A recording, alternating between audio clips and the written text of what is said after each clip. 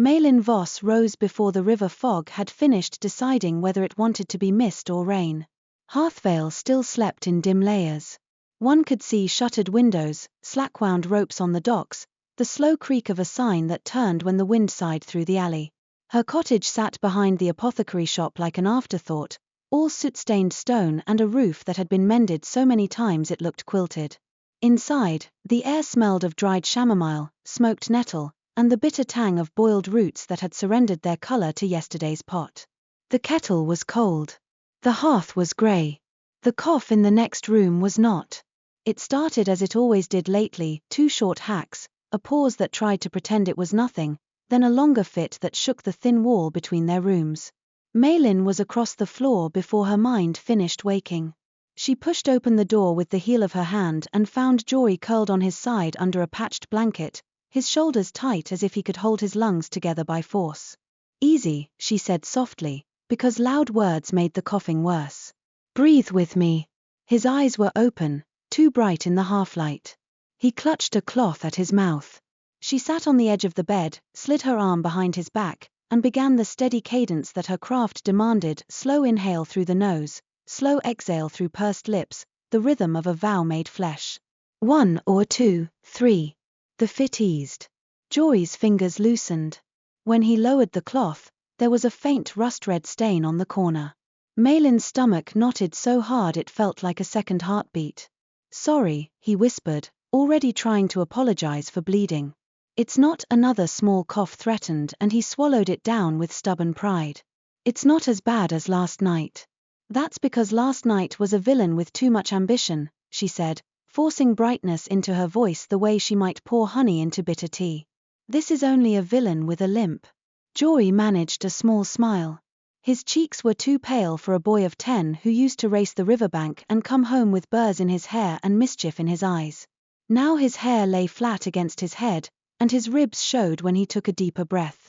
He watched her as if he could read the words she refused to say. Maelin pressed her forehead briefly to his. It was a simple touch, sister to brother, but her magic noticed it. Her craft was always listening, always waiting for intention to become action. She kept her will gentle, kept her breath steady. "I'll make the morning draft," she promised. "Then I'll check your lungs with the listening charm. And then you'll eat." "You'll eat too," Jory said immediately, because he had learned to worry about her the way she worried about him. Maelin gave him a solemn nod, as if they had just agreed to a treaty between nations. "I will eat. Something scandalously substantial." "That's 2 eggs," he said, and his smile was more real. "I didn't say what kind of scandal." She left him to rest, closing the door almost silently, and moved back into the kitchen. Her hands did what they had learned to do when fear threatened: work. She struck flint, coaxed the hearth to life, and set a small pot of water to warm. Along the shelf, jars waited like patient witnesses: peppermint, mullein, lungwort, pine resin, crushed pearl salt. Remedies she could make in her sleep. Remedies that soothed, that eased, that bought time. Time was a thin coin, worn nearly smooth. She pulled a small leather-bound book from beneath the cutting board. Its pages were crowded with her compact handwriting and the faint stains of spilled tinctures. On the inside cover she had written a single line years ago, when she was still young enough to believe promises could cage the world. "I will keep him breathing." That vow had become the hinge of her life. She turned to the newest section, an inked diagram of a potion lattice, 3 circles overlapping, each labeled with an anchor: breath, name, cost. At the center she had written cure, and around it were the ingredients she had gathered across months of careful bargaining and desperate ingenuity: moonfen honey, powdered sunstone, riverreed sap, ground crowbone for binding, a pinch of ash from the hearth where their mother used to bake bread. All of it prepared. All of it waiting. All of it missing one thread. Starwort lace, the rare herb with silver veins that grew only in deep shadow, where old magic pooled like water in a basin. It could knit torn tissue without scarring. It could coax lungs to remember what they were meant to be. It was the last piece that would turn her formula from wish into certainty. And it did not grow anywhere a human could safely walk. A knock sounded at the shop door, sharp, urgent, too early for customers who needed tonics for hangovers or salves for cracked hands. Maelin wiped her fingers on her apron and went through the back room, where shelves held bundles of dried plants and little packets of saltvows tied with twine. The front shop was dim, lit by a single lantern. She unlatched the door. A woman in a wool cloak stood on the step, rain beading on her hood.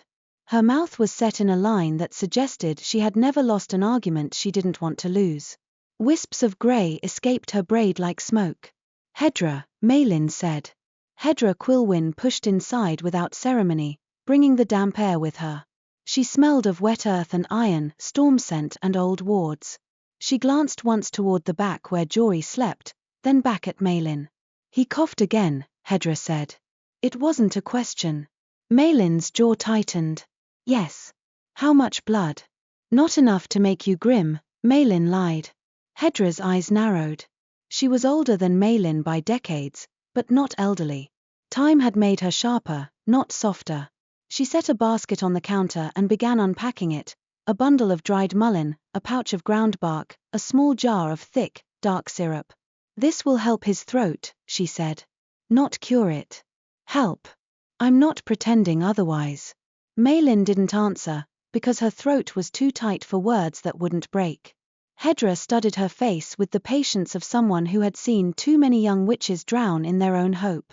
"You've been working on something," she said at last. "Something bigger than your little cough drafts." Maelin's fingers curled on the counter. The book in the kitchen felt heavy in her mind as if it were calling. "A potion," she admitted. "A cure." Hedra made a soft sound, not quite a scoff, not quite a prayer. "And what's the cost?" "That depends. It always does." Hedra leaned in slightly. "Maelin, if you're about to tell me you've designed a miracle without consequence, I'll take your ears and hang them over the river for gulls to peck." Maelin managed a weak, humorless breath. "No miracle," she said. "Just a better weave. Breath, name, anchor. All aligned. Enough to repair what's damaged instead of only soothing it." Hedra straightened. "And the last ingredient?" Maelin hesitated a heartbeat too long. Hedra's gaze hardened. "No. I haven't said it yet. I don't need you to." Hedra's voice sharpened like a blade being tested. "Starwort lace." The shop suddenly felt too small. Outside, the fog pressed against the window glass as if it wanted in. Maelin swallowed. "It grows in the Eldenmere," she said quietly. Hedra slammed the basket lid down so hard the counter rattled. "Absolutely not." Maelin flinched, then steadied herself. "Jory is dying." Hedra's anger wavered, and for a moment it was only grief in a different shape. "I know. I've tried everything that's within reach," Maelin said. "I've spent months making remedies, paying costs, and borrowing favors. I've bargained with river spirits and traded my own warmth for a week of easier breathing. It's not enough." Hedra's hands clenched and unclenched. "The Eldenmere isn't just a forest," she said. "It's a spellwork with teeth. It belongs to the elves, and their wardlines do not care about your good intentions." "I'm not going to burn it down," Maelin said, too sharply. "I'm going in for a plant." Hedra's eyes flashed. "And if the Eternal Prince finds you?" Maelin didn't need to ask which prince. In Harthvale, children grew up with stories of the forest that wasn't to be entered and the ruler who didn't die. The Eternal Prince, an elven lord who had outlasted generations of human kings. Some called him Oryn Thaloriel. Others refused to name him at all, as if sound could summon him. "He won't," Maelin said, but it was thin confidence. Hedra snorted.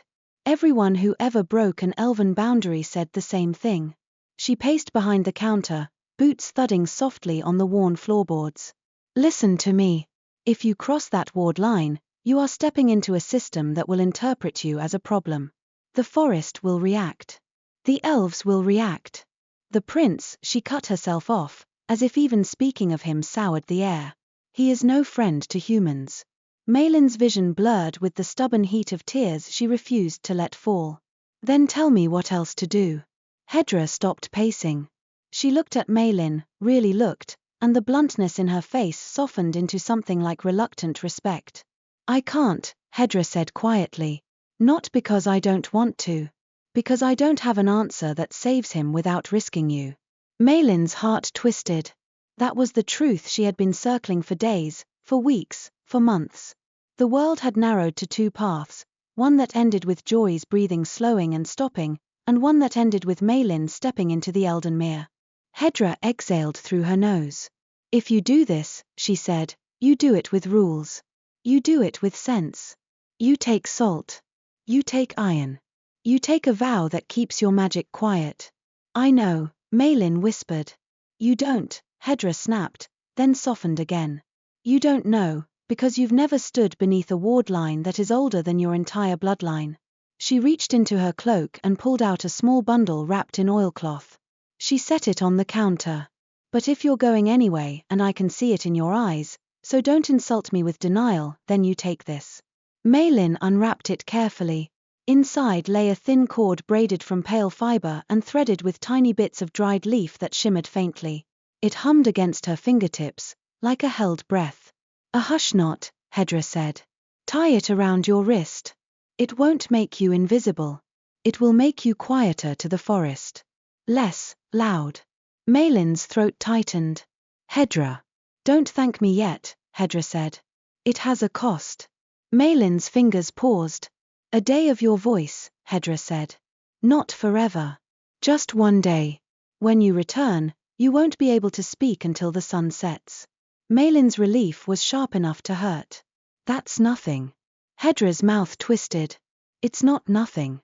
But it's what I can offer without breaking my own ethics. She leaned in again, eyes fierce. And you listen to me, you do not cast in the Eldenmere unless you have no choice. Vowcraft tangles badly when it touches elven lineweaving. Your spells don't speak the same language. The forest will hear you wrong. Maelin nodded, though her mind was already calculating routes, times, the safest hour to cross the wardline. Dawn. Always dawn.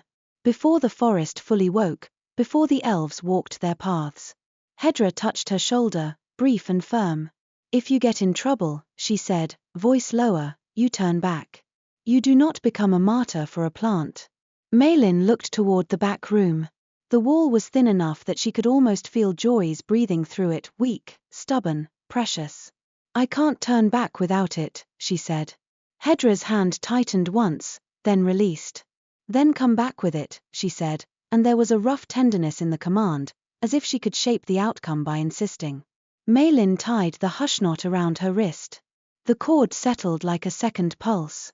The air around her skin felt muted. She spent the morning moving like someone pretending she was not afraid. She made Joy's draft, checked his lungs with the listening charm, careful, gentle magic that cost her only a small ache behind the eyes. She cooked eggs and toast and forced herself to eat half, because Joy watched her with that quiet insistence of his. She told him a story about a river sprite who traded riddles for biscuits, and Joy laughed until it turned into a cough, and Maelin pretended the sound didn't tear her open. By midday, the fog lifted into a pale winter sun. Harthvale was busy now, carts rattling over stone, gulls arguing over fish guts, voices calling from the docks. Normal life, indifferent to private catastrophe. Maelin packed a small satchel, a knife, a coil of twine, a pouch of salt, a strip of iron wrapped in cloth, dried bread, and a small vial of river water blessed with a vow to return. She tucked her book into a hidden pocket in her cloak, not because she needed it in the forest, but because leaving it behind felt like tempting fate. In Joy's room, she knelt beside his bed. His eyes followed her movements, too aware for a boy who should have been thinking about snowball fights and stolen sweets. You're going out, he said. To gather something, Maelin replied, choosing words like stepping stones. His gaze flicked to her satchel. Not from the market. Maelin's smile trembled at the edges. No. Joy swallowed. The forest. Maelin froze. Who told you? No one, he said. You get that look when you've decided to do something that scares you. He tried to sit up, then paused, breath-catching. Maelin. She took his hand. His fingers were thin, but warm. I'm going to fix it, she said. I'm going to bring back what we need. And you are going to keep breathing until I do. His eyes filled. He blinked hard, angry at tears. You can't make me keep breathing. Maelin squeezed his hand, and her voice went soft, fierce. I can ask you to, she said. I can ask you with everything I am. Will you do it? Jory stared at her for a long moment, as if he could see the vow under her words. Then he nodded once. Yes, he whispered. Maelin leaned forward and kissed his forehead. Good, she said, and her voice nearly broke. Because I'm very stubborn, and I'm not losing this argument. She left him with Hedra, who had returned to sit in the back room with a knitting basket that she did not touch, as if her hands needed to be free for wards and emergencies. Hedra met Maelin's eyes, and the older witch's expression was grim enough to be a blessing. Salt, Hedra said. Salt, Maelin echoed. Iron. Iron. And no casting. Maelin lifted her hush-knot wrist slightly. No casting, she promised. Hedra stepped aside to let her pass, then caught her elbow briefly. If you hear your name spoken in the forest, she said, voice low, you do not answer. Maelin's breath caught. Why would? Just don't, Hedra said. Maelin nodded, and then she was out the door, walking quickly, cloak pulled close, satchel bumping against her hip. She followed the river north, past the last houses, past the fields where frost still clung to stubble, toward the place where the land changed. The Eldenmere announced itself without signs. The air grew cooler. The birdsong shifted into a pattern she didn't recognize, a cadence that felt like words on the edge of understanding. The trees ahead were taller, their trunks smooth and pale, their branches woven together so tightly the sky was only a suggestion. And there, like a line drawn by an unseen hand, stood the wardline. Maelin had expected something visible, light, perhaps, or a shimmer. Instead, it was a sensation. When she stepped closer, the hairs on her arms rose. Her teeth ached faintly, as if she had bitten down too hard.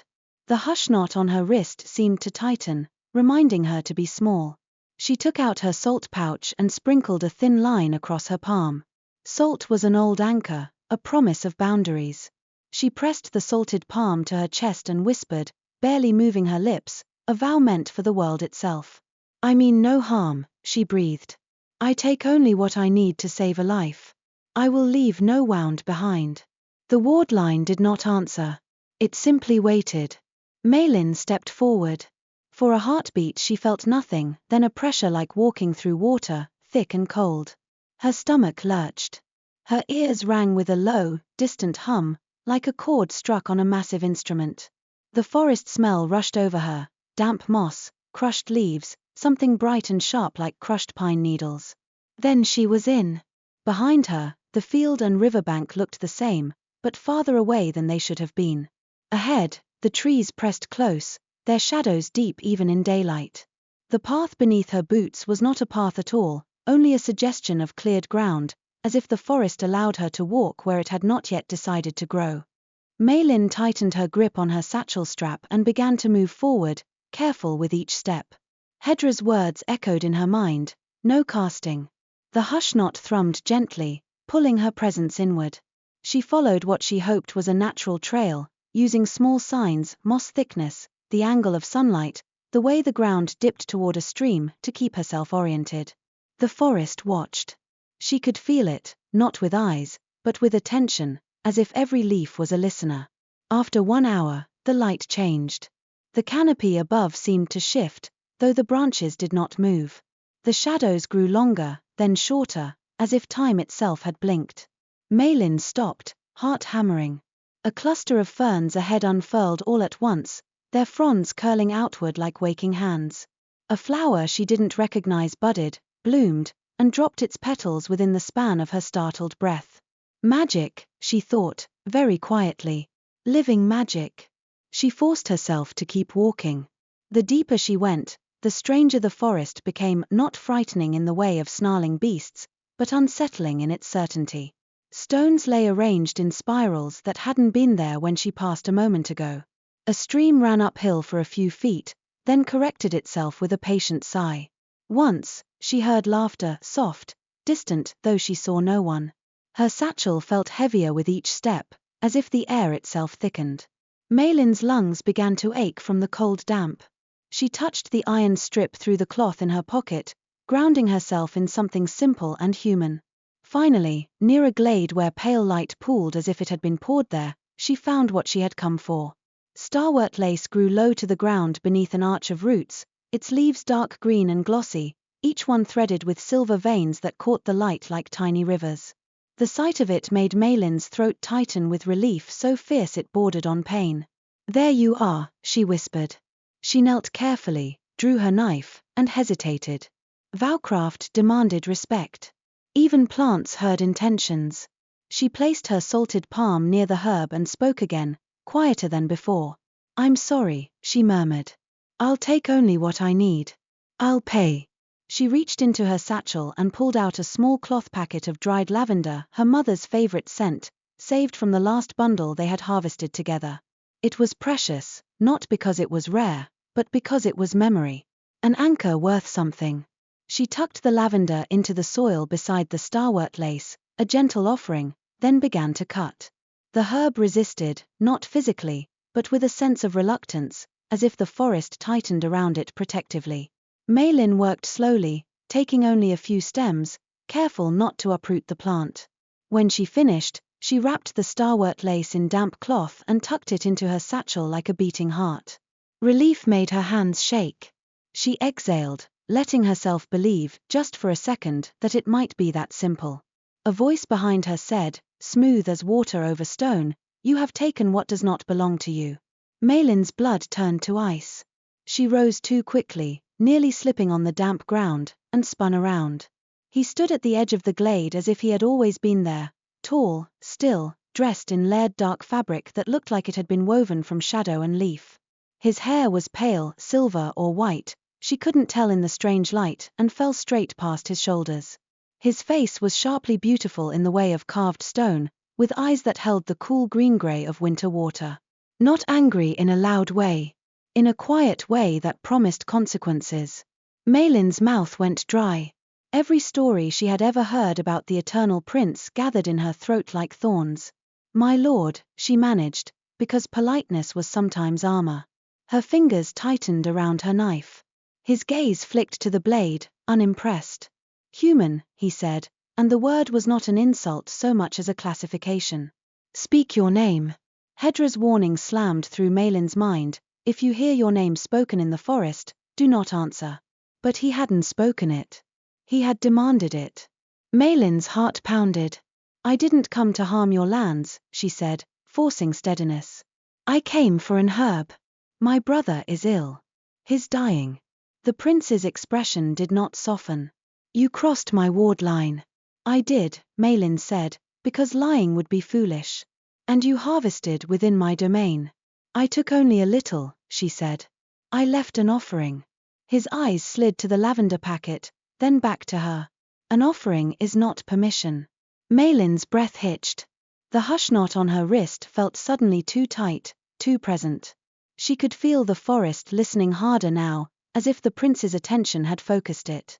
"Please," she said, and hate burned behind the word because she did not want to beg. "Let me leave. I'll go. I won't return." "You will return," the prince said calmly, "because you will not be allowed to keep what you stole." Panic surged up Maelin's spine, hot and wild. She imagined Jory coughing, imagined his small body shaking, imagined his eyes closing for the last time while she stood here arguing with an immortal stranger. "No," she said, the word cracking. "You don't understand. I can cure him. I can." "You are loud," the prince said, and something in his tone made the forest tighten around them. The light in the glade seemed to sharpen. "And your magic presses against mine like a hand on a wound. Be silent." Maelin took a step back. Her heel caught on a root. The satchel bumped against her hip, reminding her of the herb inside. Her mind screamed, "Run!" But the forest felt suddenly thicker, the path behind her less certain. She clutched the iron strip in her pocket, grounding herself, and tried to swallow the rising fear. But fear didn't obey. Fear was breath without control. The prince moved one step, no hurry, and the air shifted with him. Maelin's stomach flipped. She realized with a jolt that he wasn't just a ruler. He was part of the forest's spellwork. He belonged to these wardlines the way her blood belonged to her bones. "I won't let you take it," Maelin said, and she hated how small her voice sounded. His eyes narrowed slightly. "You will not decide what I take," he said.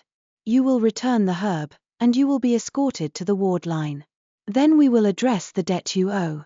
Debt. That word was a noose. Maelin's breath came faster. She could feel her own magic stirring, responding to her panic like a dog straining at a leash. The Hush-Knot tried to mute it, but fear was a powerful anchor. No casting, Hedra had said. But Jory's face rose in Maelin's mind, sharper than the prince's eyes. Maelin's hand came up before she decided to move it. Not a practiced gesture, just instinct, the way a frightened animal bares its teeth. Her fingers spread, palm outward, and her breath caught on a wordless vow, protect.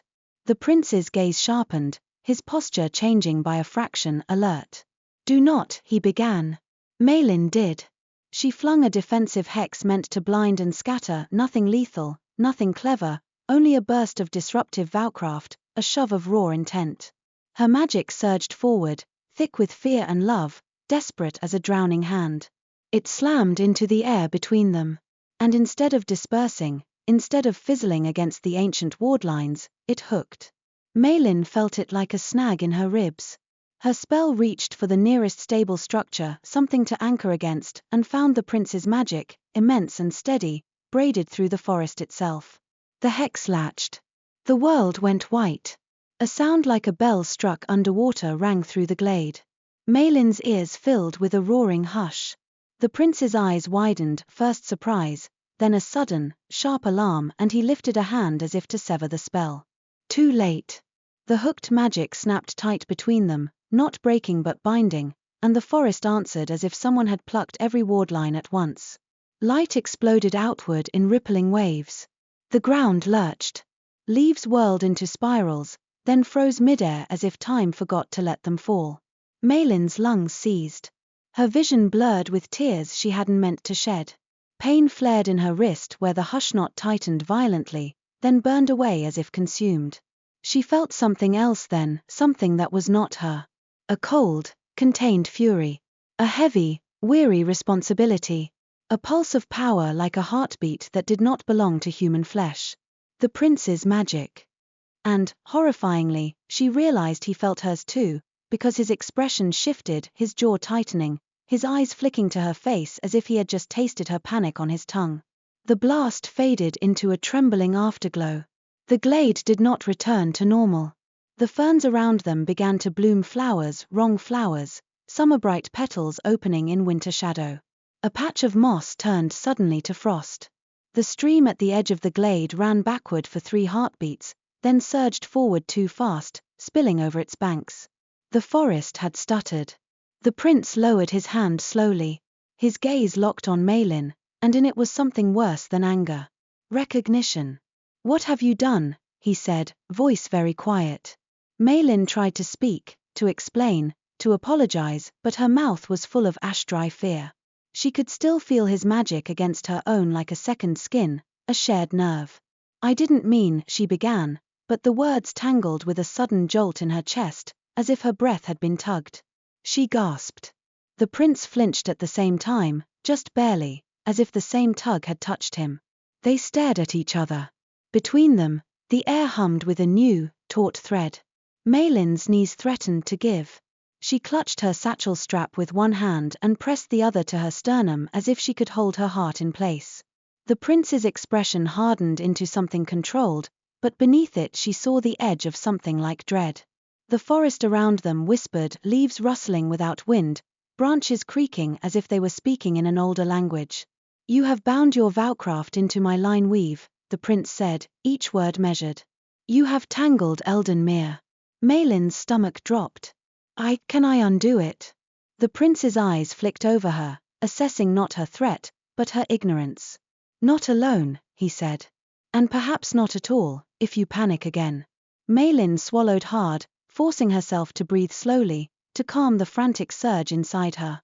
My brother, she whispered, because even now that was the point. I have to take the herb home.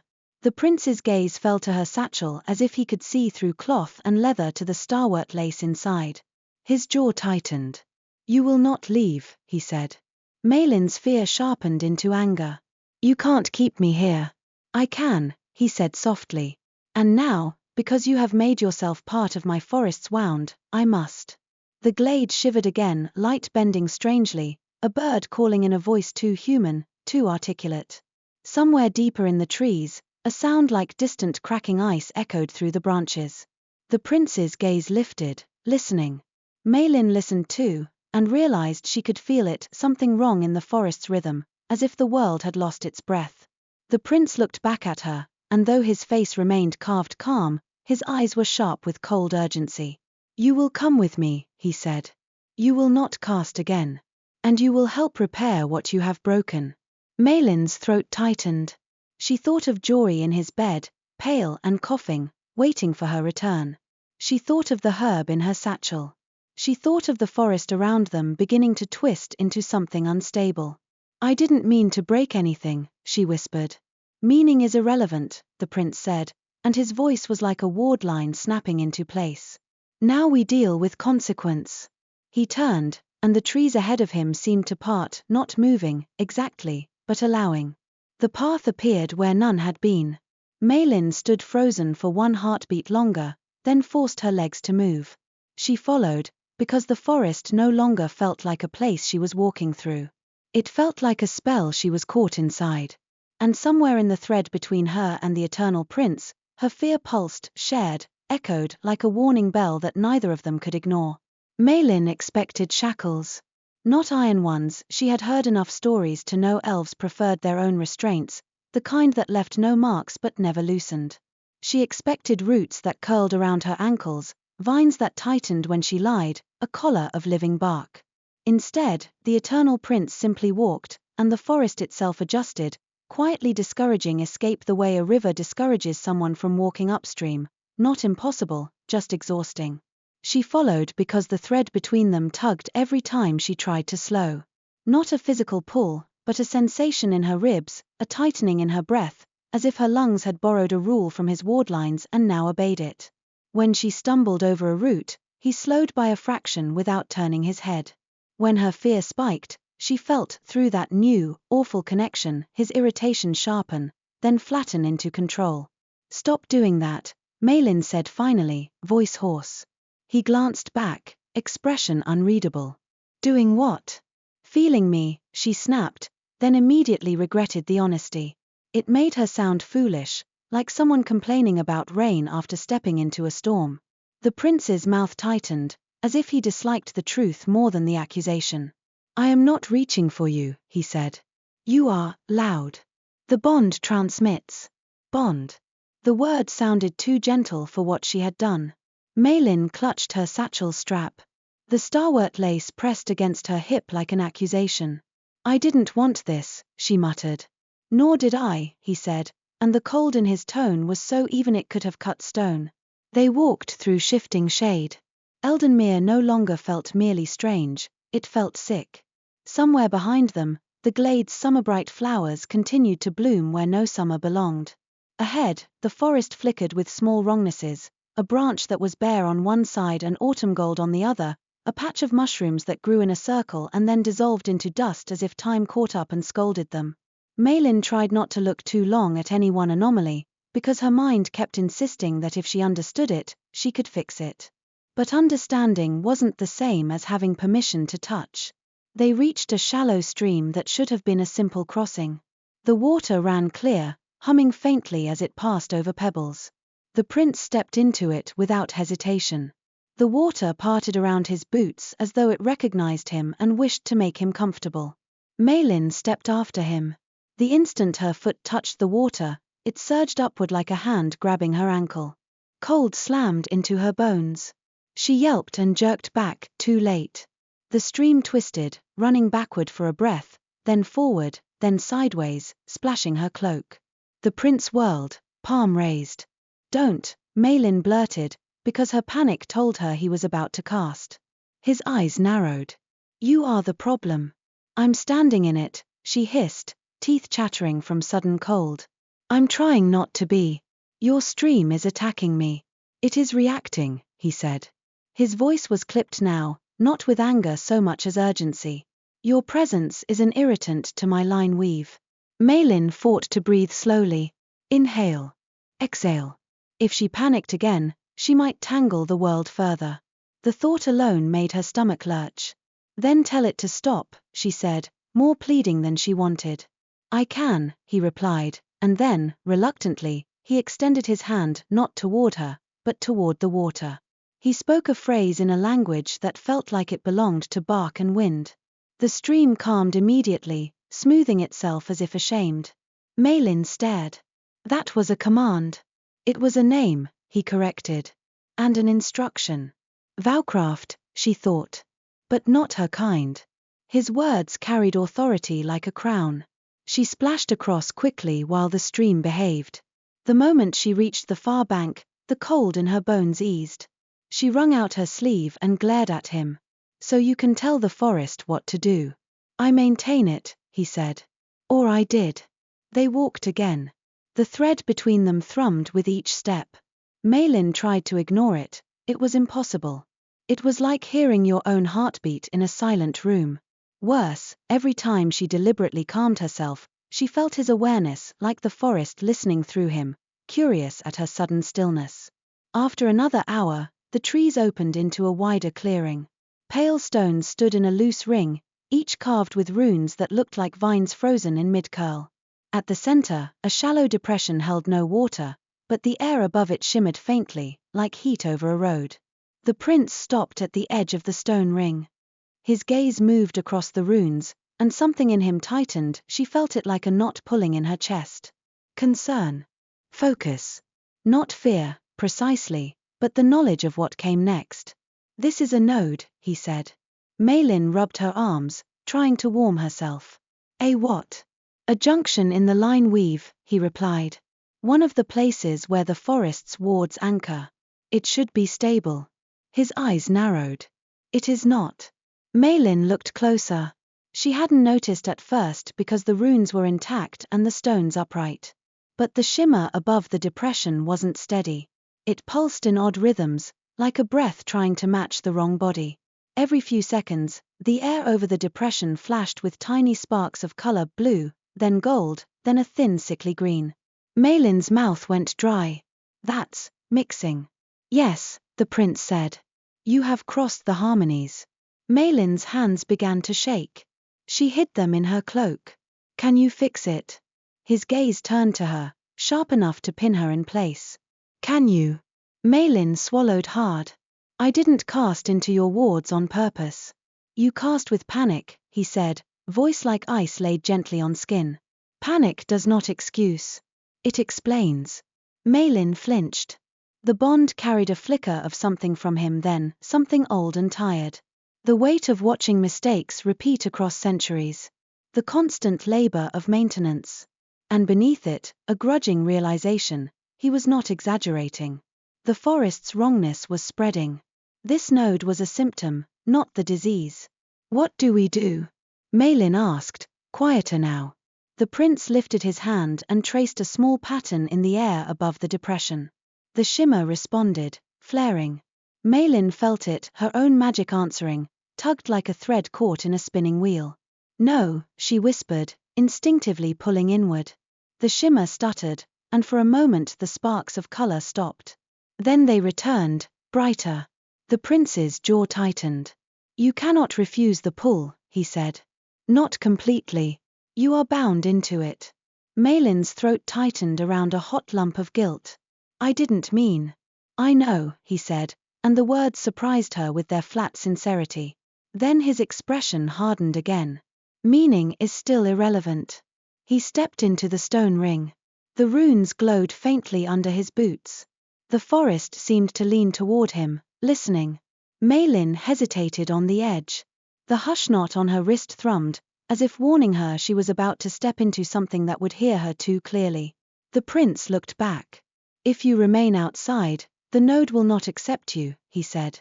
And the bond will remain unworked. Maelin's heart hammered. She looked toward the direction of Harthvale, though she could no longer tell which way it was. She imagined Jory's small hand in hers, his whispered yes. She had promised. She had stepped into this to save him. She stepped into the ring. Immediately, the air changed. It smelled of sap and thunder. The hairs on her arms rose. The shimmer above the depression reacted to her presence like a startled animal, flaring bright green and then snapping to blue. Maelin gasped. She felt the pull in her chest again, stronger now, as if the node had found her and was trying to drag her magic into alignment. The prince extended his hand toward her, not touching, not yet. "We will separate the strands," he said. "Then reweave." "How?" Maelin asked, forcing herself to sound practical instead of terrified. His gaze flicked briefly to her wrist, to the hush knot. "You are a vowcrafter," he said. "Your spells require breath, name, anchor." "Yes," she said. "But your wards." "My lineweave requires cadence," he said. "Pattern. Consent of place." He drew a slow breath. "Your vowcraft and my lineweave have become concordant. The only safe method is the harmonic step." Maelin's stomach sank. "That ritual," she whispered, because the words felt like they belonged to something intimate. "Like a dance. Like hands clasped." The prince's expression tightened, as if he also disliked what was required. "Yes." Maelin stared at the shimmering depression. "And if we do it wrong?" The prince's eyes held hers. "The node will backlash," he said. "The forest will tangle further. And we may both," he stopped, as if the admission of vulnerability offended him. "Be harmed." Maelin swallowed. "All right," she said. "Tell me what to do." For a breath, he looked almost surprised by her compliance. Then he nodded once, sharp. "Stand there," he instructed, gesturing to the opposite side of the depression. "Do not move." Maelin went where he pointed. The shimmer between them hummed. She could feel her own magic stirring, curious and frightened. The prince moved to face her across the depression. "We must synchronize," he said. "Breath first. Then cadence." Maelin lifted her chin. "I can breathe," she said, too quickly, and his gaze flicked to her mouth, as if he could hear how uneven her lungs were. She forced her shoulders down. "Inhale. Exhale. Match me," he said. He drew a slow breath in. Maelin followed. He exhaled. She tried to time hers to his. It was harder than it should have been, as if the air itself between them wanted to twist the rhythm. The shimmer above the depression pulsed in response, flaring brighter when they aligned, sputtering when they didn't. Again, the prince inhaled, deeper. Maelin matched. Again, exhale. The shimmer steadied a fraction. "Now the cadence," he said. "You will speak after me. The words will not be in your language. That is irrelevant. The intent matters." Maelin's tongue felt thick. "All right." He began to speak. The sounds were smooth and strange, like wind sliding through leaves. Maelin repeated them, stumbling over consonants her mouth wasn't built for. The shimmer snapped bright green. Pain flashed behind Maelin's eyes, sharp and sudden. Her knees wobbled. She grabbed her own cloak to steady herself. The prince flinched and she saw it, tiny but unmistakable, like someone being pinched unexpectedly. His eyes narrowed. "Again," he said. Maelin tried again, copying the sounds more carefully. This time the shimmer went blue, then gold, then blue again, as if uncertain which harmony to accept. The prince's jaw tightened. "You are thinking," he said. "Stop." Maelin blinked, insulted. "Thinking is usually helpful." "Not here," he snapped. "The node responds to intent. Your mind is a storm." Maelin's cheeks burned.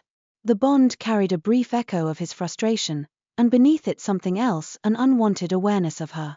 Her fear, her guilt, her determination. As if he had been forced to hold her emotions in his own hands for a moment. Maelin squeezed her eyes shut and forced herself to breathe. She imagined Jory's chest rising and falling. She imagined the potion completed. She imagined her vow, simple and sharp. "I will keep him breathing." Her breath steadied. When she opened her eyes, the prince was watching her with a guarded intensity, as if he couldn't decide whether she was a threat or a key. "Again," he said, quieter. He spoke. Maelin repeated. This time the shimmer held steady blue. The sparks of green did not appear. Maelin exhaled shakily, relief rising, and immediately the shimmer flickered. The prince's eyes narrowed. "Do not relax," he warned. Not yet. Maelin wanted to laugh, because of course the forest wouldn't allow relief. But she swallowed it down and held herself still. Now we anchor, the prince said. Maelin's heart stuttered. With what? His gaze lifted, scanning the stones, the runes, the air. Truth, he said, and the word landed like a weight. Maelin frowned. Truth is not an anchor. It's a concept. It is an anchor, he said, voice flat. For concordant repair. You must offer a truth aligned with the intended weave. A statement that steadies the bond. Maelin's mouth went dry. What kind of truth? The prince hesitated. It was so slight she might have missed it if the bond hadn't carried the ripple. Discomfort. Reluctance. The kind that cannot be spoken without cost, he said. Maelin's pulse hammered. She stopped. That's intimate. It is necessary, he said coldly. Maelin's hands began to shake again. She was in a stone ring in a living forest with an immortal prince who disliked her, bound to him by a curse she had caused, and now the only way to fix the damage was to speak something raw enough to steady magic. If she refused, Eldenmere would continue to unravel. If Eldenmere unraveled, the wardline might break outward. Harthvale might suffer. Jory would die even if she escaped with the herb, because the world around them would become unsafe for any healing. And the prince would not let her leave until this was addressed. Maelin swallowed. Fine, she said, forcing steel into her voice. Tell me what to say. You must choose, he replied. Not me. The node will hear the difference. Maelin's throat tightened. She didn't want him to know anything about her beyond that she had trespassed. She didn't want him to see how much she cared, how terrified she was. But the bond already carried it all like a leaking vessel. Maelin stared at the shimmering depression and forced herself to be honest in the way Vowcraft demanded. My brother is dying, she said quietly. And I would trade almost anything to save him. The shimmer flared. Maelin's chest tightened. She felt the truth leave her mouth and become an anchor, heavy and real. The moment it landed in the air between them, she felt the bond respond, a pull, a tightening. The prince's eyes widened slightly, and she realized with a sick twist that he had felt it too. Not just heard it. Felt the shape of her desperation as if it were his own. His jaw worked once. Again, he said, and his voice was rougher now. Maelin's lips parted. My brother is dying, she repeated. And I will not let him go if I can stop it. The shimmer steadied, turning a clear gold for the first time. The stone's runes glowed in response. The forest seemed to inhale. The prince lifted his hand toward her, palm out. Now we must complete the step, he said. Contact. Maelin's stomach lurched. We have to. Yes, he said. Hands. The bond requires a closed circuit. Maelin stared at his extended hand. His fingers were long, pale, steady. He looked at her as if he would rather be doing anything else, but he did not retract the offer. She thought of the stream attacking her. Of the node pulsing wrong. Of the forest stuttering. She crossed the depression in 2 quick steps and placed her palm against his. The instant their skin touched, a shock ran through her, not pain, but sensation. His magic surged through the contact like cold light. Her own Vowcraft answered, flickering hot and uneven. The shimmer above the depression snapped bright gold. Maelin gasped. The prince inhaled sharply. Their joined hands trembled. The bond between them tightened, not as a rope but as a circuit closing. Maelin felt a strange overlay of his awareness, the weight of the forest, the innumerable wardlines humming in the distance, the sense of responsibility that never turned off. And he felt her too, she knew it because his eyes narrowed, as if her fear had brushed him like a thorn. Breathe, he commanded, voice low. Maelin forced herself to match him. Inhale. Exhale. Now speak with me, he said. He began the cadence again, but this time he didn't pause for her to repeat. He spoke, and she had to speak at the same time, synchronized, as if they were one voice made of 2. Their breaths tangled. Their words overlapped. Maelin stumbled, then found the rhythm. The shimmer above the depression swirled, gold spinning into blue at the edges, then back to gold. Maelin's head began to ache.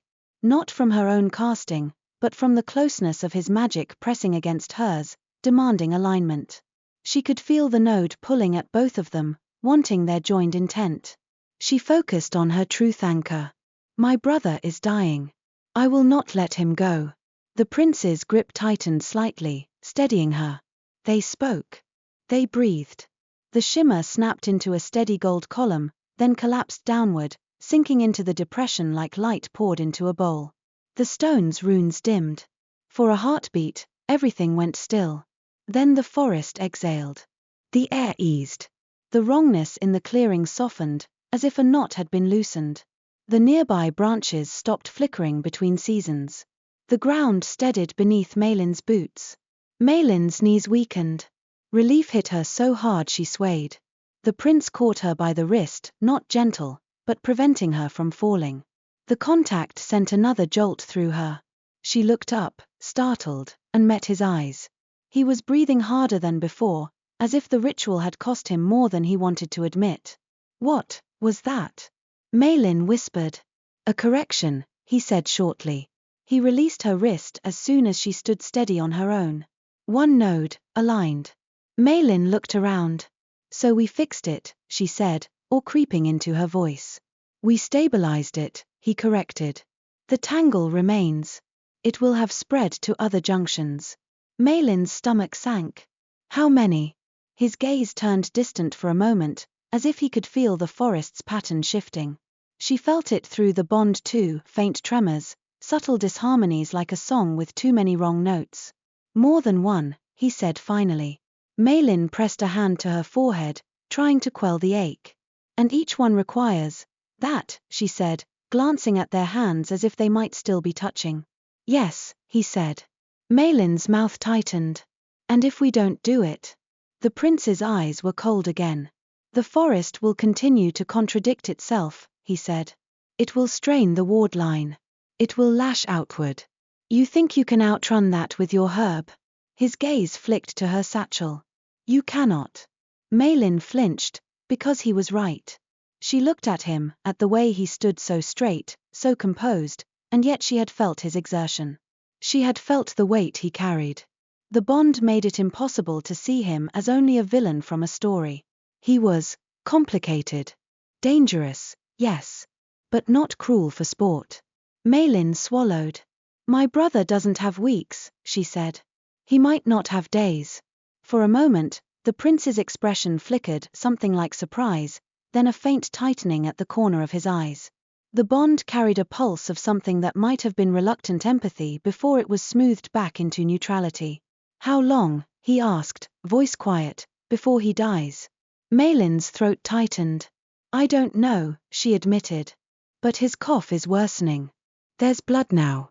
The prince's jaw clenched. She felt his reaction through the bond, a brief spike of anger not at her, but at the situation, at the disorder that had invaded his forest and now threatened a child beyond it. He turned away as if he resented being moved. Then we will work quickly, he said. Maelin blinked. We. He glanced back, and there was something in his gaze that wasn't warmth, but wasn't contempt either. Your mistake created this, he said. Your need gives it urgency. If you want to leave with your herb and your life, you will help me restore Eldenmere. Maelin's hands tightened into fists.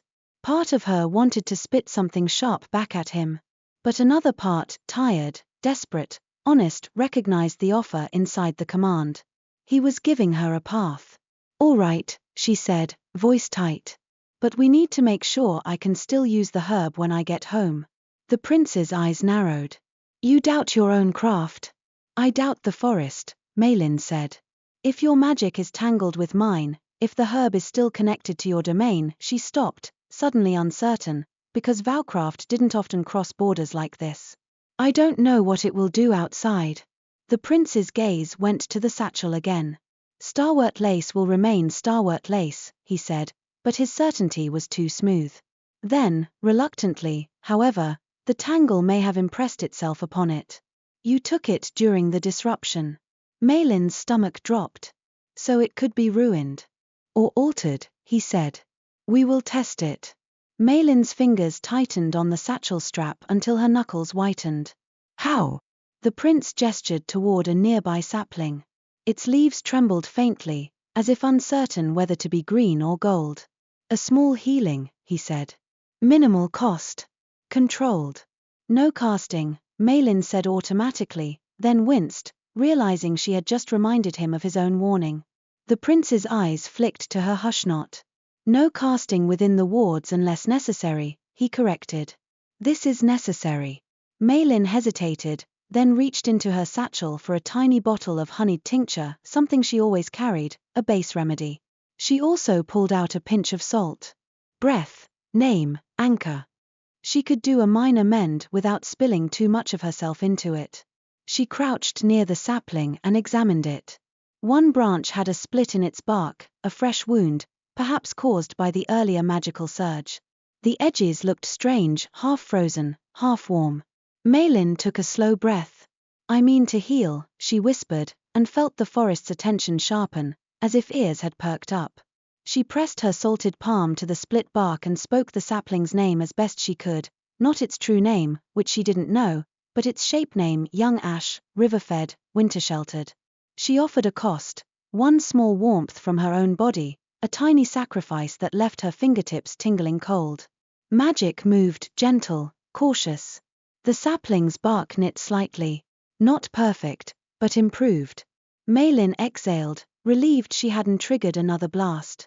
At the same time, the prince's shoulders eased by the smallest degree. Then he stiffened again, as if irritated that he had reacted. The herb, he said. Maelin pulled out the wrapped starwort lace. The leaves shimmered faintly even in shade. She held a stem over the sapling's wound and whispered the herb's intent: knit, rebuild, remember health. A faint glow gathered along the silver veins. The sapling's bark smoothed further, the split sealing like a mouth closing on a secret. Maelin's eyes widened. It still works, she breathed. The prince's gaze sharpened, and through the bond she felt his attention narrow on the herb like a hand closing. It works, he agreed. For now. Maelin wrapped the herb quickly again, heart pounding. Then we need to fix the forest fast, she said. Before for now becomes too late. The prince turned, and the path ahead unfolded as if the trees were making room. Come, he said. Maelin followed, but her mind churned. Each node repair required that awkward synchronization, that truth anchor, that hand contact. She had done it once. It had steadied the forest. It had also steadied something between them that frightened her for different reasons. As they walked, Maelin tried to keep her thoughts to herself. It was useless. The bond carried impressions, her fear, his irritation, the occasional sharp note of surprise when one of them reacted to something the other felt. After a time, they reached a place where the forest grew denser and the light dimmed.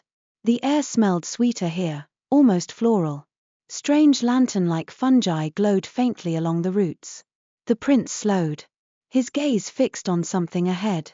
Maelin followed his line of sight and saw it, an archway formed by living trees whose trunks curved together overhead. Beneath it, the air shimmered, and beyond it, the forest looked wrong.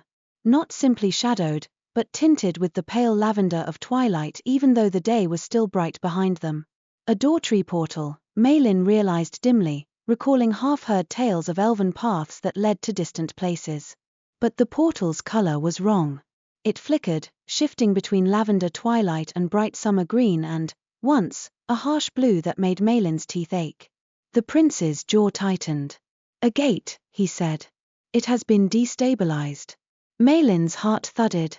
If it opens wrong, it will spill, he said. Seasons. Weather.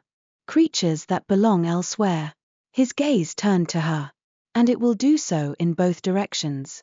Maelin swallowed.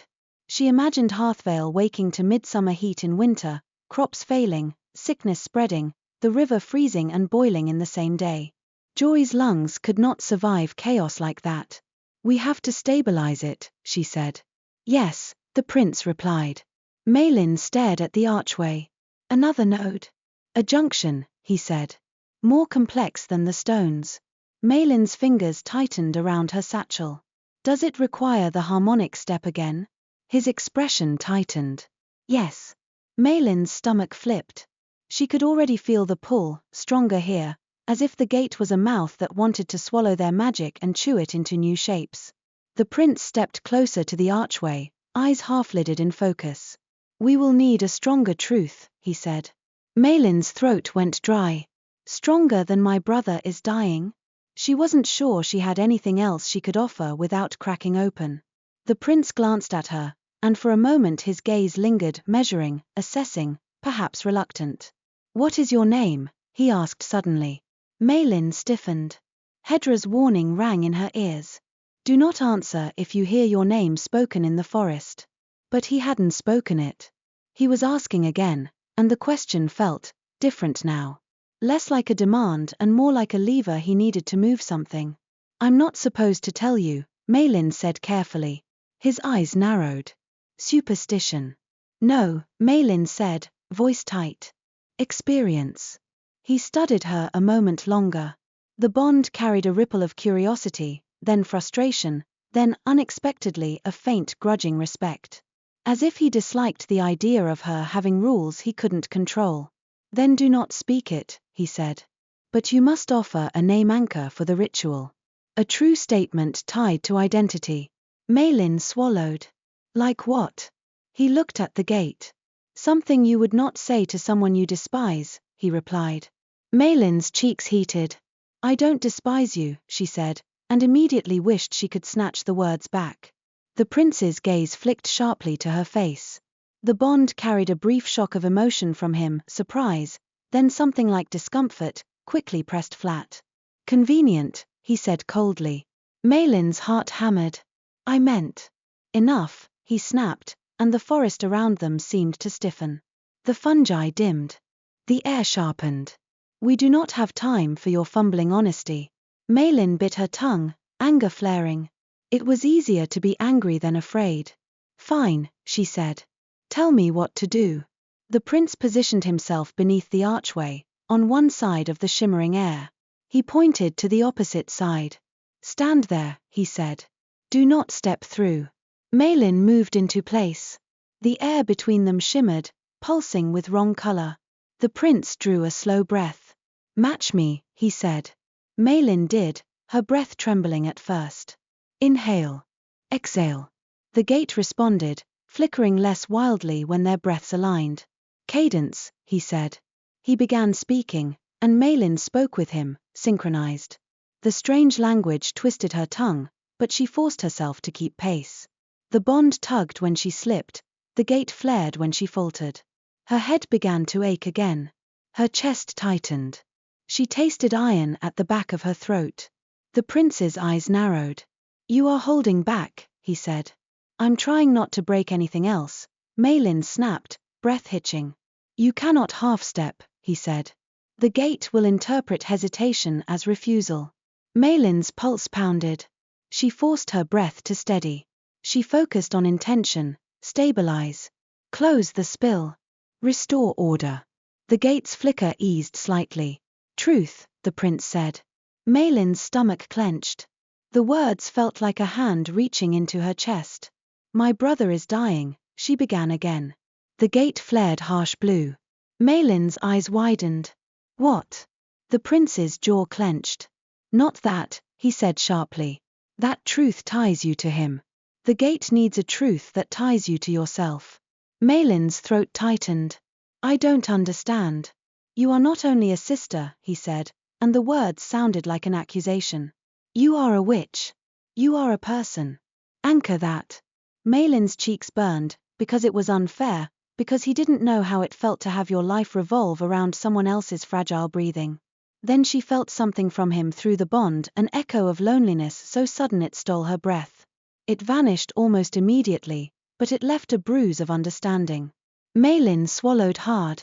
She searched for something true, something about herself that wasn't only joy. Her mind flashed to their mother's hands kneading bread, to her father's laugh, to Hedra's harsh lessons, to the nights she had stayed awake reading her book until candlelight burned low. To the vow in her cover. "I will keep him breathing." But that was still about joy. She needed something deeper. Maelin's voice came out rough. I have never used my craft to harm," she said. "Not once. Even when people deserved it." The gate's shimmer softened from harsh blue to pale gold at the edges. Maelin's heart pounded. She pushed further, because the truth demanded it. I hate being feared, she whispered. But I would rather be feared than careless. The gate steadied more. The lavender twilight hue faded slightly, replaced by a calmer, muted green. The prince's gaze sharpened. Through the bond she felt his attention shift, less like an inspection and more like an unwilling listening. Again, he said, voice low. Maelin's throat tightened. I have never used my craft to harm, she repeated. And I will not begin now. The gate's shimmer turned a steady gold, trembling as if it wanted to settle. The prince extended his hand. Contact, he said. Maelin hesitated only a heartbeat. She stepped forward and placed her palm in his. Their joined hands sparked with sensation. Her magic flared hot. His flowed cold and immense. The bond snapped taut like a bowstring. The gate responded, gold light gathering along the archway's living bark, runes appearing faintly in the grain of the wood. Maelin gasped. The prince's fingers tightened, steadying her. Breathe, he commanded. Maelin matched him. Inhale. Exhale. Speak, he said. They spoke together, synchronized. The cadence filled the air like music played on unfamiliar instruments. Maelin felt the gate pulling at them, trying to drag their magic through it and smear it into wrong seasons. She held her truth anchor like a stone in her palm. I will not harm. I will not be careless. The ache behind her eyes sharpened. Her lungs tightened. The cost of breath pressed in her chest. Then something changed. The prince's grip shifted, not just controlling, but supportive. As if he had adjusted to her rhythm rather than forcing hers to match his. Maelin felt it through the bond, his intent aligning with hers in a new way, less command and more partnership. The gate shuddered. Gold light poured into the shimmering air. The lavender tint drained away, replaced by clear, stable shade. The portal's surface smoothed, no longer flickering. Then the archway's glow dimmed, and the gate went quiet, closed, stable, sleeping. Maelin's knees went weak. She sucked in a breath and almost coughed from the strain. Her head spun. The world tilted. The prince released her hand quickly, as if touch was a danger. He turned away, shoulders rigid. But Maelin felt his exertion through the bond. He was strained too, though he hid it better. How many more? Maelin whispered, voice trembling. The prince stared into the trees, listening to the forest's humming network. Several, he said finally. And some will be worse. Maelin's throat tightened. I can't stay here for days, she said. Joy. I know, he cut in, and the sharpness in his voice didn't match the emotion she felt from him, something like a grim acknowledgement, a reluctant acceptance of her urgency. He exhaled slowly. We will take the quickest route. He began walking again, and the path unfolded. They moved faster now. The forest shifted around them, sometimes offering a clearer way, sometimes forcing them to detour around pockets of instability where the air tasted wrong like metal and rain, and the light flickered so sharply it made Maelin nauseous. Once, they passed a grove where the trees' leaves had turned to glass, chiming softly when the wind breathed. Maelin stared, horrified. The tangle, the prince said, reading her expression. It will normalize if we restore enough junctions. If we do not, he didn't finish. They continued until dusk began to bleed into the canopy. In Eldenmere, dusk did not behave like normal dusk. It came in patches, like paint spilled on a cloth, pooling in low areas and clinging to certain trunks. Maelin's legs ached. Her breath felt thin from the repeated rituals. Her satchel still bumped against her hip, the starwort lace wrapped carefully, a quiet reminder of why she had come. They emerged into a clearing where a low, dark structure rose among the trees, more grown than built, its walls formed from living wood coaxed into shape. Soft light glowed from within, warm and steady. Maelin stopped, wary. Is that your home? She asked before she could stop herself. The prince glanced back, expression unreadable. A way station, he said. A place to rest. The forest maintains it. Maelin's stomach clenched. I'm not your prisoner, she said, though it sounded less convincing now. The prince's gaze sharpened. You are bound, he said. Whether you call it imprisonment or consequence is irrelevant. Maelin's cheeks burned, but she followed him inside because her legs threatened to collapse, and because the thread between them tightened when she lingered. The interior was simple, no lavish throne room, no glittering wealth. A small hearth glowed with smokeless flame. A table carved from a single slab of wood sat near a window that looked out into the forest. A narrow bench held folded blankets. The air smelled of cedar and something faintly sweet, like sap warmed in sunlight. Maelin stared, startled by the normality. The prince crossed to a shelf and poured water into 2 cups without looking at her. He set one on the table, then took the other himself. Maelin approached cautiously and sat, keeping her satchel in her lap like a shield. She drank. The water tasted clean, almost bright, as if it had been strained through magic and stone. For a moment, silence stretched between them, thick with exhaustion. Then Maelin's stomach growled, loud in the quiet room. Heat rushed to her cheeks. The prince's gaze flicked to her. His expression remained blank, but she felt through the bond a flicker of dry amusement, quickly suppressed. Maelin glared. "I packed bread," she muttered, and pulled out a piece. The prince didn't respond. He set his cup down and began removing his gloves, dark fabric, fitted, practical. His hands were pale, long-fingered, marked with faint lines that looked almost like scars but shimmered when the hearthlight touched them. Wardline marks, Maelin realized. The forest's work written into skin. "You're tired," Maelin said before she could stop herself. His gaze snapped to her, sharp. "Do not presume."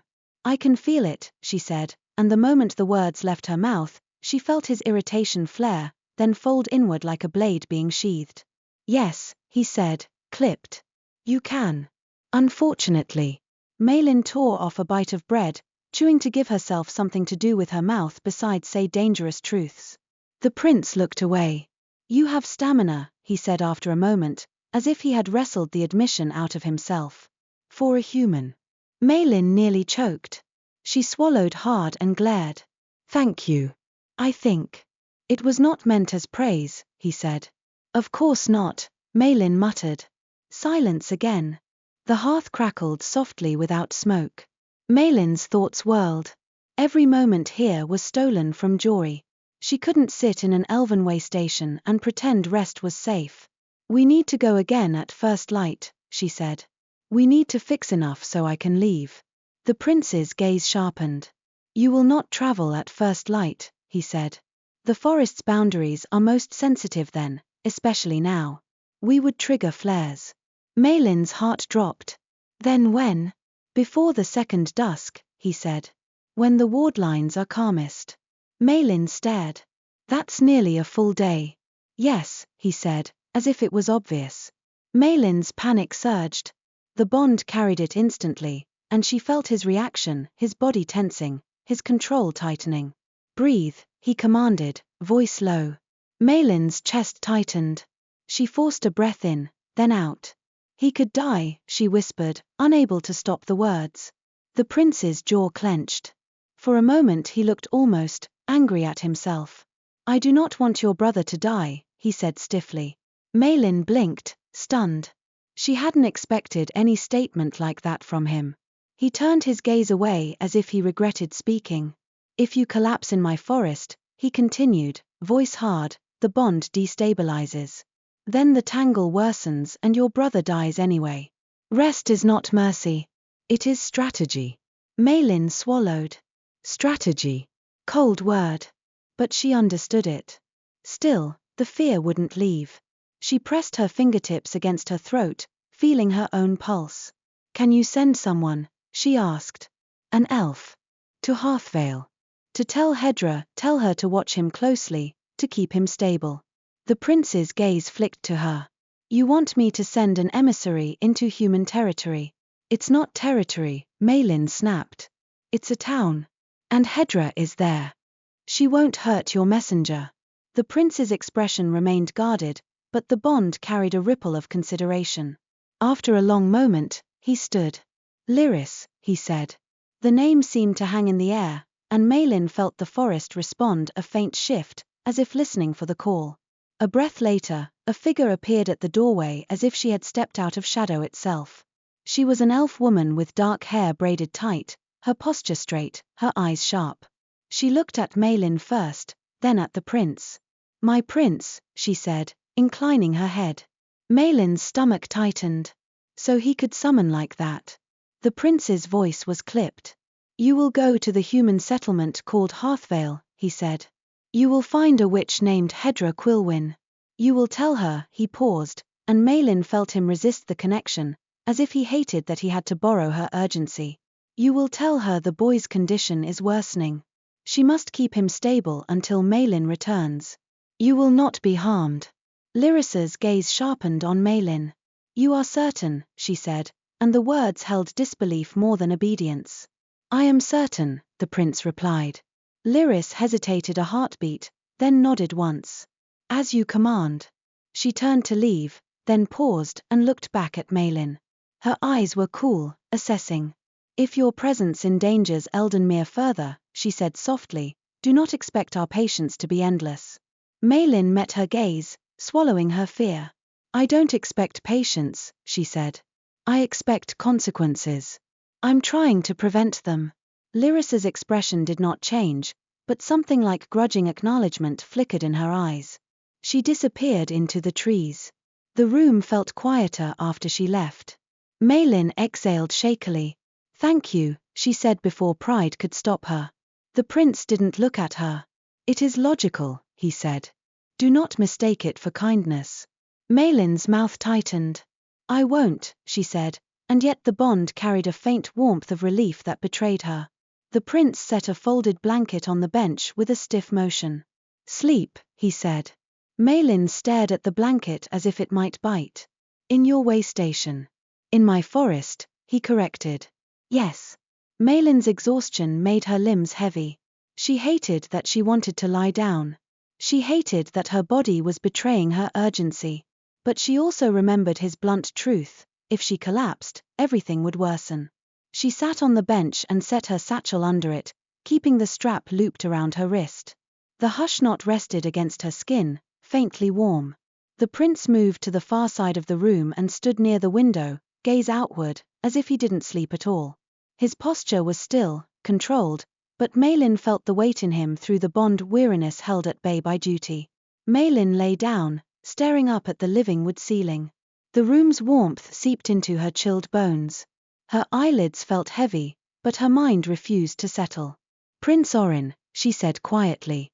His gaze shifted to her, sharp. "You said the forest maintains this place," Maelin continued. "Does it listen to you? Or does it just obey?" His eyes narrowed, as if the question itself was a test. "It is not a pet," he said. "It is a domain." "That's not an answer," Maelin murmured. Silence stretched. Maelin thought he would ignore her. Then, reluctantly, he spoke, voice low. "It listens," he admitted. "Sometimes it agrees. Sometimes it resists. Maintaining Eldenmere is negotiation." Maelin swallowed, surprised by the honesty. "And now," she said softly, "it's negotiating with me too." The prince's jaw tightened. "Unfortunately," he said, but the bond carried something else, a faint, unwilling acknowledgement that the forest had allowed her into its work, however disastrously. Maelin turned her face to the side, staring at the warm glow of the hearth. "I don't want to be your enemy," she whispered, exhausted enough that truth slipped out unguarded. "I don't have time for enemies." The prince's silence was sharp. Then, in a voice so quiet she almost thought she imagined it, he said, "Then do not behave like one." Maelin closed her eyes, swallowing the sting that rose behind them. "I'm trying," she whispered. Sleep came in fragments. In one dream, she stood in Harthvale Street and watched the wardline creep toward the town like a tide. In another, she held Jory's hand while the eternal prince stood on the far side of the river, watching with unreadable eyes. In every dream, the thread between her and the prince glowed like a line of moonlight, impossible to cut. When she woke, the room was dim, neither night nor day. Eldenmere's dusk had pooled at the windows again. Maelin sat up abruptly, heart racing. For a second she didn't know where she was. Then she felt the bond, steady, taut and remembered. The prince stood where he had been before, as if he hadn't moved. You did not sleep well, he said. Maelin scowled. You don't say. His gaze flicked to her wrist, to the hush knot, then to her face. We leave soon, he said. There is another junction nearby. A deep knot. Maelin's stomach clenched. She swung her feet to the floor and stood, legs wobbly. Then let's fix it, she said, voice tight with renewed urgency. Every knot is one step closer to me going home. The prince's gaze held hers for a long heartbeat. The bond carried a brief flicker of something like approval, then flattened into control again. He opened the door. The forest's cool air slid in, smelling of moss and distant rain. Maelin stepped out after him, cloak pulled tight, satchel secure, and her vow burning in her chest like a steady flame. Behind them, the way station's warmth faded. Ahead, Eldenmere waited, listening, restless, tangled. And the work between them was only beginning. By the time they reached the next junction, Maelin had learned the forest's new language of wrongness. It wasn't always dramatic. Sometimes it was only a slight tilt in the air, the way a candle flame leaned as if listening. Sometimes it was a smell that didn't belong, summer pollen in winter shade, brine where no sea existed. Sometimes it was the rhythm beneath her feet, a subtle misstep in the world's pulse that she felt through the bond like a skipped heartbeat. Prince Oryn did not speak much as they traveled. He moved with the calm economy of someone used to paths yielding to his will. Yet now the forest hesitated. It still recognized him, but it questioned him, branches holding their place a second too long, shadows shifting as if deciding whether to obey. Maelin felt his irritation each time, a cold flare quickly pressed flat. She tried to keep her own emotions small. It was like trying to keep a candle from flickering in wind. Every time she thought of joy, the bond tightened, and the forest seemed to listen harder, hungry for the taste of urgency.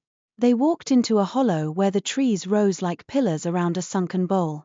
At the center, a circle of stones lay half buried in moss, and above them hovered a thin, wavering sheet of light like the surface of a pond suspended in air. Oryn stopped. His shoulders went rigid. This is not merely a junction, he said. Maelin stared. The light sheet rippled, shifting through colors too quickly to name. Beneath it, the moss crawled, literally crawled, like a slow green tide retreating from something it feared. What is it? Maelin asked, voice careful. A splice point, he said. Where multiple wardlines meet. A place that governs direction. Maelin's stomach clenched. Direction as in, paths. Paths, he confirmed. And boundaries.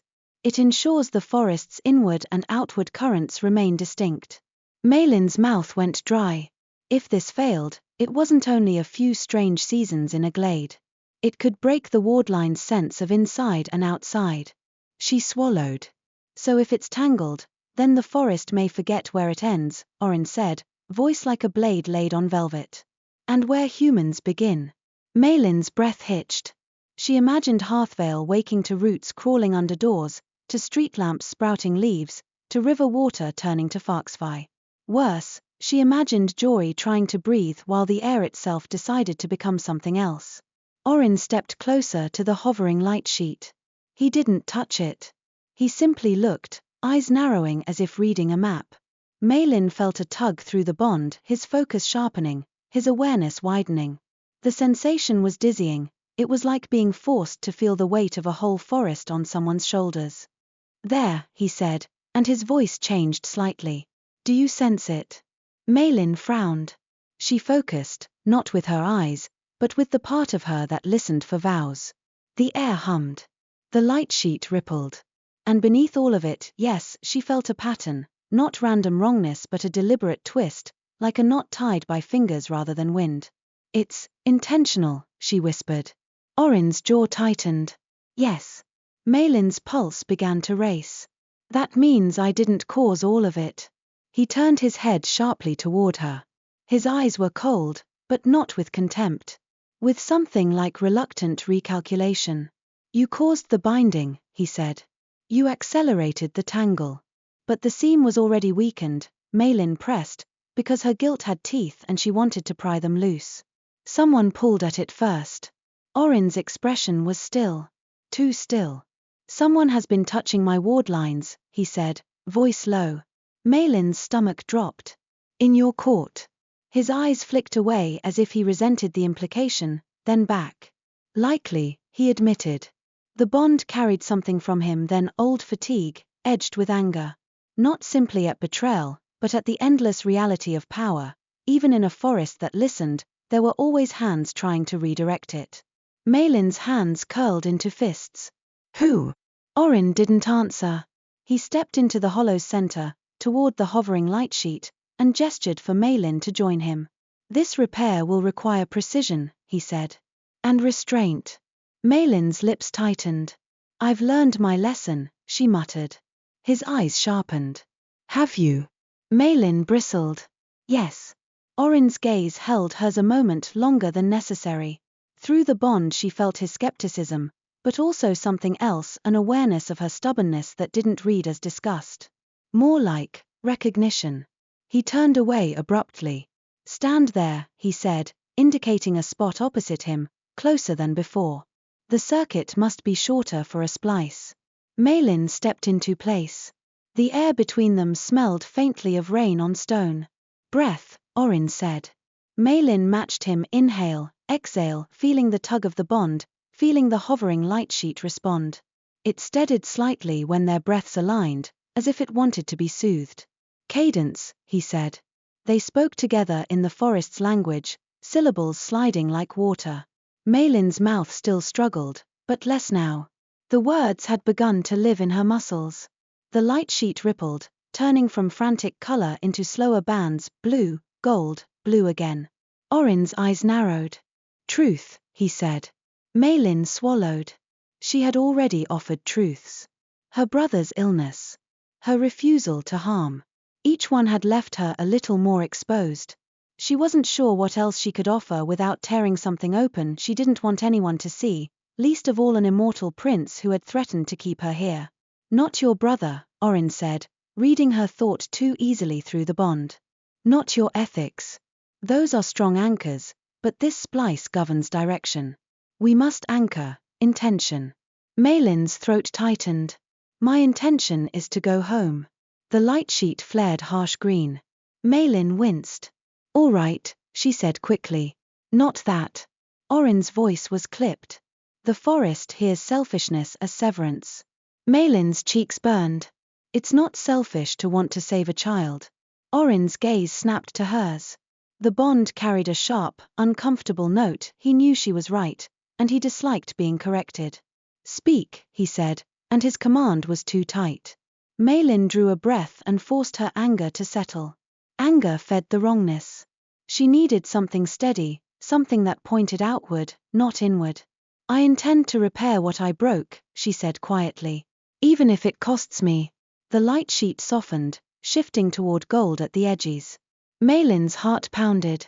She pushed further, because the truth needed weight. I intend to return your forest to itself, she whispered, and surprised herself with the sincerity. Not because you deserve it. Because the living things in it do. The light sheet steadied more, gold widening. Oryn's eyes widened slightly. He looked at her as if he hadn't expected her to care beyond her own desperation. The bond carried something from him then, something faint and startled. A flicker of respect. Quickly smoothed. Again, he said, and his voice was lower now. Maelin repeated, voice steadier. I intend to repair what I broke. I intend to return the forest to itself. The light sheet became almost entirely gold, trembling as if it wanted to settle into place. Oryn extended his hand. Contact. Maelin stepped closer. Their palms met. The sensation was always startling. His magic slid cold and luminous against her vowcraft, and her own heat flared in response. The bond snapped tight, and the hovering light sheet responded immediately, the gold brightening like a sunrise behind closed eyelids. They spoke together, breath matched, cadence synchronized. Maelin felt the splice pulling at them, wanting to decide where to send their combined power. She held her intention anchor like a compass needle, steady and unyielding. Oryn's grip shifted, more supportive than controlling, and the bond carried his intent alongside hers. Stabilize, restore, keep the border true. For a moment, the hovering light sheet bowed inward, as if folding. Maelin's chest tightened. Fear flickered. The light sheet flashed green. Maelin gasped. Oryn's eyes sharpened. "Hold," he commanded, and his voice was not harsh now but urgent, almost protective. Maelin forced her breath to slow. She focused on the moss creeping away, on the forest's living things that needed consistency. She refused to let her mind jump to Joy's fragile lungs. The green faded. Gold returned. The hovering sheet folded neatly into itself like a ribbon being wound, then sank into the stones below with a soft sound, like a sigh. The hollow went still. The moss stopped crawling. The air steadied. Somewhere above, a bird called in a normal bird voice, not a human imitation. Maelin's knees weakened. She swayed. Oryn caught her by the elbow, firm, and for a second his hand remained there longer than necessary. The bond carried his awareness sharp, close, unwillingly intimate. The weight of him pressing against the world and holding it. Maelin looked up at him, breathless, and for the first time she saw past his aloofness to the cost it required. Not just of magic. Of self. Of constant vigilance. His hand dropped as if burned. "You will not fall," he said stiffly. "Not here." Maelin's lips parted. A laugh tried to rise, more hysteria than humor. "Do you always sound like you're scolding a storm?" Oryn's eyes narrowed. "Storms deserve scolding." Maelin snorted despite herself, then regretted it when she felt the bond twitch with something like reluctant amusement. They stood in silence while the forest's steadier rhythm settled around them. The sense of wrongness didn't vanish entirely, she could still feel distant tremors, but it softened, like a knot loosened enough to breathe. Oryn turned slowly, gaze scanning the hollow. Then he crouched and brushed moss aside near one of the stones. Maelin frowned and knelt beside him before she could stop herself. Under the moss, carved into the stone, was a mark. Not one of the vine-like runes of the wardline. This was sharper, more angular, like a cut made by a different hand. A subtle sigil, almost hidden until the gold light of the recently stabilized splice made it glow faintly. Maelin's stomach dropped. "That's not part of your lineweave." Oryn's jaw tightened so hard she heard his teeth shift. "No," he said. Maelin leaned closer. The sigil had the feel of magic, but not wild. Directed. Like vowcraft used with careful malice. Like someone had pressed a foreign instruction into the wardline, telling it to pull in a wrong direction. "Someone tampered," Maelin whispered. Oryn's fingers hovered over the sigil without touching, as if he feared even contact would worsen it. "Yes," he said again, and his voice was colder now, but beneath it Maelin felt something through the bond, anger, sharp and deep. Maelin swallowed. "Can you remove it?" "Not here," Oryn said. "Not without unraveling what we just stabilized." Maelin's hands shook. "So it stays. For now," he said. Maelin looked at him. "You know who did it?" Oryn's eyes flicked to her. He didn't answer immediately, but the bond carried a name shape, an impression of sleek certainty, of elegant control, of someone who saw the forest as an instrument. "Ceric." Maelin's breath hitched. She hadn't met the counselor, but the bond carried Oryn's knowledge like a shadow behind his eyes. She had seen him in Oryn's mind, a court figure with too smooth intentions. Oryn stood abruptly. "We will not speak his name here," he said. Maelin rose too, wiping her damp palms on her cloak. "Why?" "The forest listens," Oryn said, voice clipped. "And names have weight." Maelin's throat tightened. She glanced at her own satchel, at the wrapped herb, at the hush knot on her wrist. Names and weight. Vows and anchors. Everything in this world was a thread, and she had tangled herself into the thickest weave of all. They left the hollow quickly. The path that unfolded now felt more direct, less argumentative. As if the forest, soothed by the stabilized splice, was temporarily willing to cooperate. The deeper they went, the more Maelin noticed small signs of life returning to normal, leaves choosing one season and holding it, streams running the correct direction, fungi glowing steady rather than flickering. But the wrongness was still there in distant pulses. Farther ahead, somewhere near the forest's heart, the bond thrummed with a heavier tension, like a knot too tight to loosen with simple breath and truth. Oryn's pace increased. Where are we going? Maelin asked, struggling to keep up. A village, Oryn said. An outpost of caretakers. Caretakers? Maelin echoed. Elves who maintain minor wardlines, he replied, and his tone held a hint of impatience, as if he disliked explaining. They will have felt the splice destabilize. They may have information. Maelin's heart pounded. And will they hate me? Oryn's gaze flicked to her. They will fear you, he said. That is not the same. Maelin's mouth tightened. It felt like a knife in her ribs, because she had spent her life being careful precisely to avoid fear. Now she had become the thing people whispered about. They reached the village near dusk. It wasn't built in the way Harthvale was built, with straight lines and nailed boards. It grew from the forest like an idea made solid, homes shaped from living trees guided into sheltering curves, walkways woven from branches that arched gently overhead, lanterns made of hollowed seed pods that glowed with soft foxfire. Elves moved through it, quiet, efficient, wary. When they saw Oryn, they bowed, hands to heart. When they saw Maelin beside him, their gazes sharpened, and the air tightened. Maelin kept her shoulders straight, refusing to shrink. The hush knot on her wrist throbbed faintly, as if reminding her that her presence was loud no matter how small she tried to be. An elf man approached, older than the others by the set of his face. His hair was dark, his eyes a deep green that reminded Maelin of moss after rain. My prince, he said, bowing. We felt the tremor. Oryn inclined his head. Warden Catherine, he said. Report. Catherine's gaze flicked to Maelin, then back to Oryn. The eastern route line faltered, he said. A pathgate opened to summer for a breath. 2 children were caught in it. We pulled them free before it could deepen. Maelin's stomach dropped. Were they hurt? Catherine's eyes narrowed at her question, as if surprised she cared. No, he said shortly. But frightened. Maelin swallowed hard. I'm sorry, she whispered, and her voice scraped. Oryn's jaw tightened, but he didn't contradict her. Catherine turned his attention back to Oryn. The tremors are stronger nearer the heartroot, he said. The lines hum wrong. As if a foreign instruction has been pressed into them. Oryn's eyes sharpened. We found a sigil at the splice point, he said. Catherine's expression tightened. Then it is as we feared, he said. Someone has been writing into the weave. Maelin's blood went cold. It wasn't only Oryn's suspicion. The caretakers had felt it too. The sabotage was real. Oryn's voice was quiet.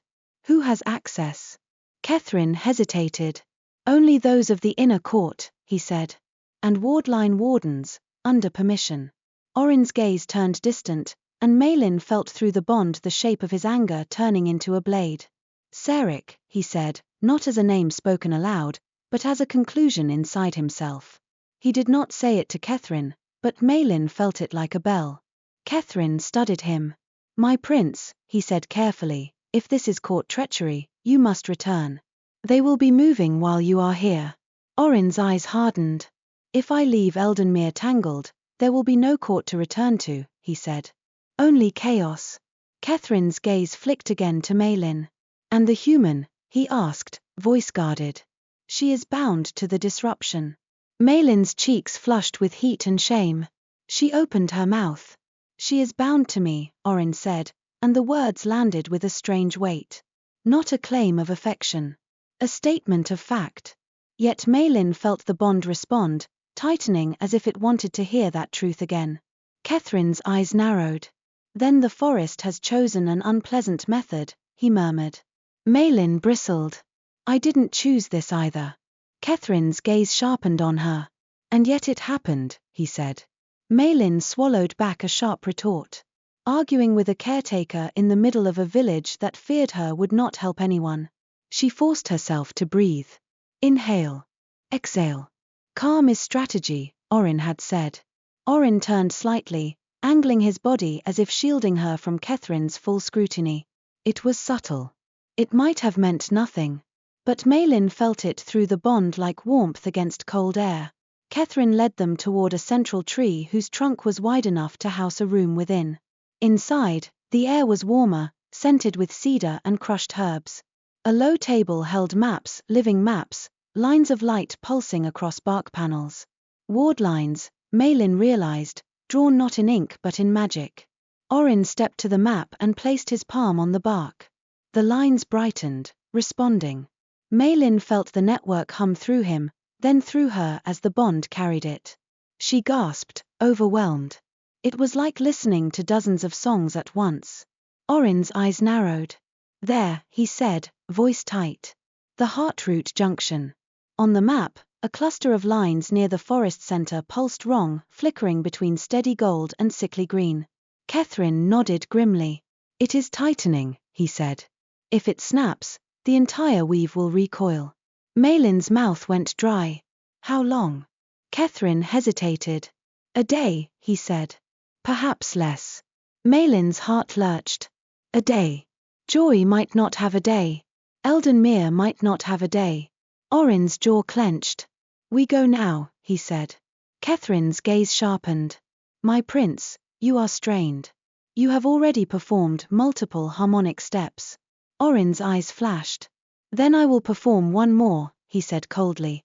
Maelin felt his weariness beneath the coldness, the strain in his breath, the ache in his limbs that he refused to acknowledge. She also felt something else, his stubborn refusal to let the forest fail. It mirrored her own stubborn refusal to let Jory die.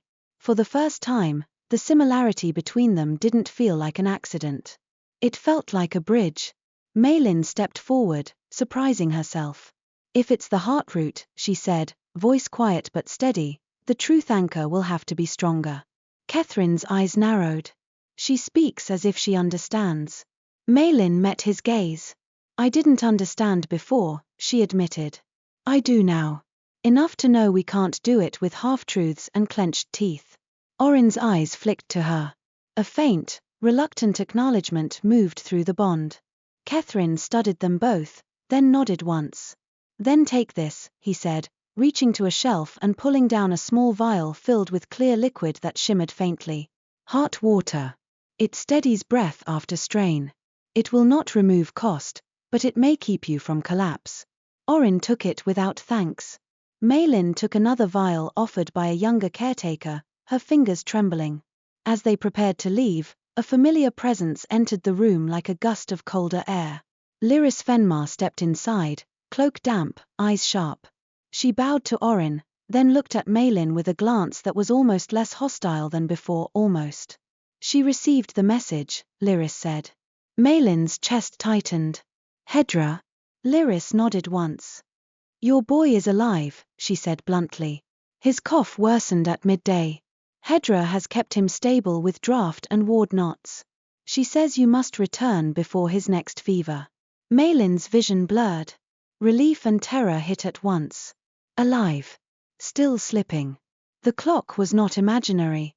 Maelin pressed her fingertips to her mouth, swallowing hard. Thank you, she whispered. Lyris's expression didn't soften, but her eyes flicked briefly toward Oryn, then back to Maelin. Do not make that gratitude wasted, she said, and then she turned to Oryn.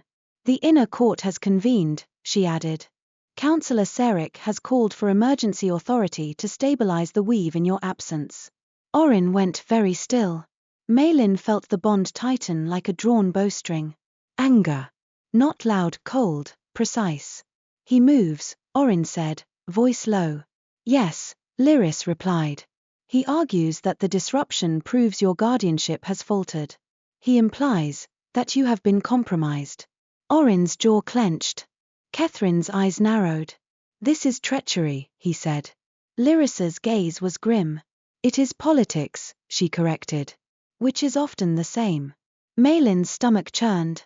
If he gets authority over the wardlines, he will press deeper instructions, Oryn said. He will claim it is repair. Maelin's hands clenched. The sabotage wasn't merely a hidden sigil now. It was an active threat. Oryn turned toward the doorway. We go to the Heartroot, he said. Now. Lyris stepped forward. My prince. Oryn's eyes snapped to her, and Maelin felt his command like a sudden chill through the bond. If Eldenmere falls, Seric will rule ashes, he said. I will not hand him a burning forest. Lyris's mouth tightened. She bowed once, sharp. Then I will hold the court at bay as long as I can, she said. But you must bring proof. Oryn's gaze flicked to Maelin. Proof. The sigil. The pattern of sabotage. Something the court couldn't dismiss as rumor. Maelin swallowed. The heartroot will show it, she said, though she wasn't sure. If it's writing into the weave, it will leave its mark at the center.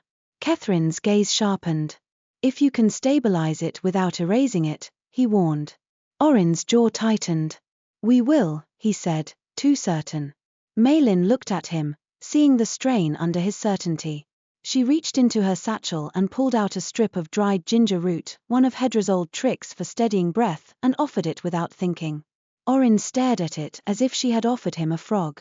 It helps with nausea and breath strain, Maelin said, cheeks warming. Chew it. Or don't.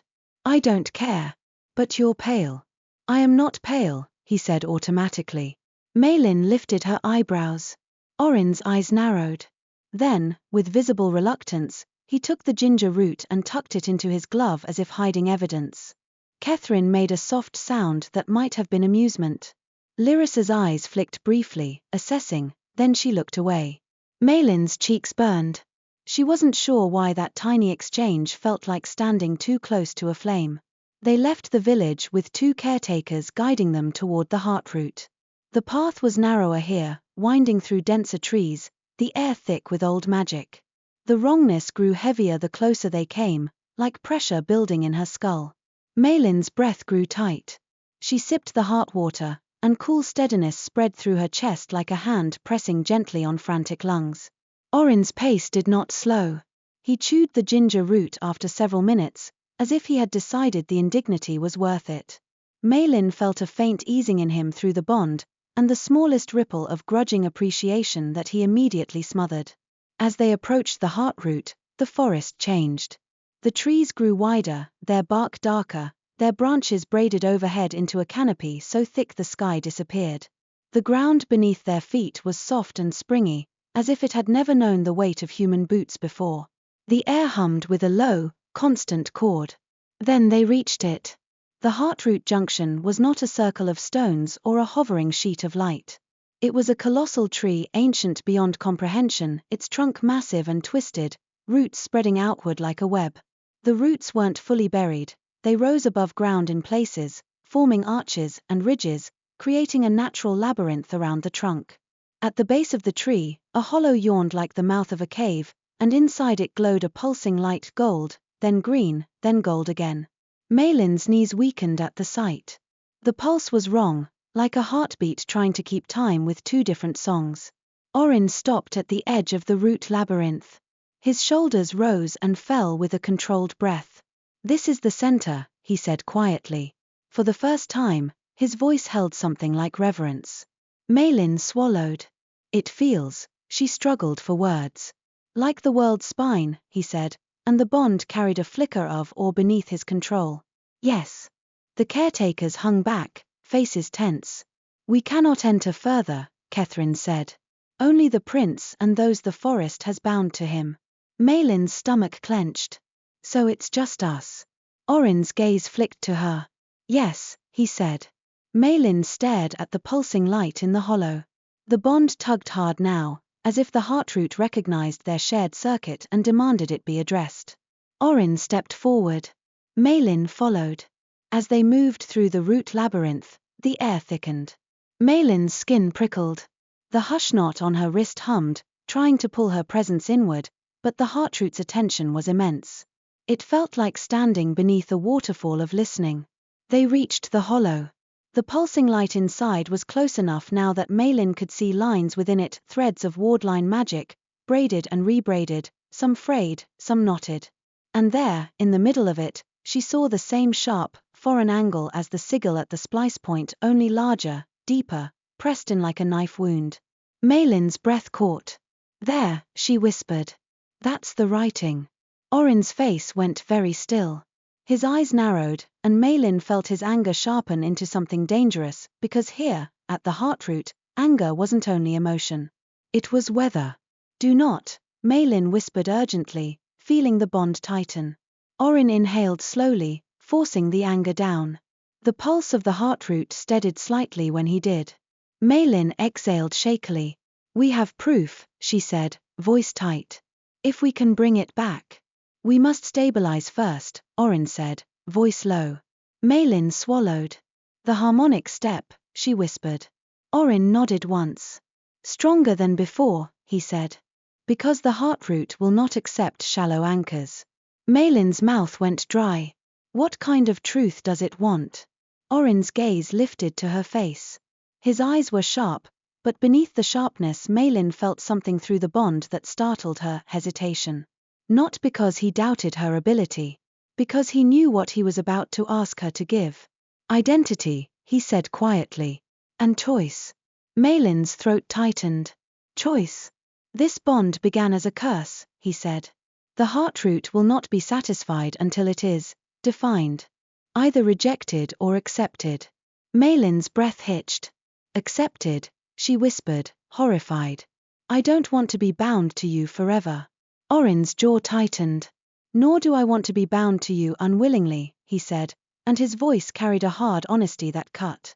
"But if we do not convert the bond into consented concordance, temporary, controlled, then it will remain unstable. And the heartroot will continue to pulse wrong." Maelin's stomach twisted.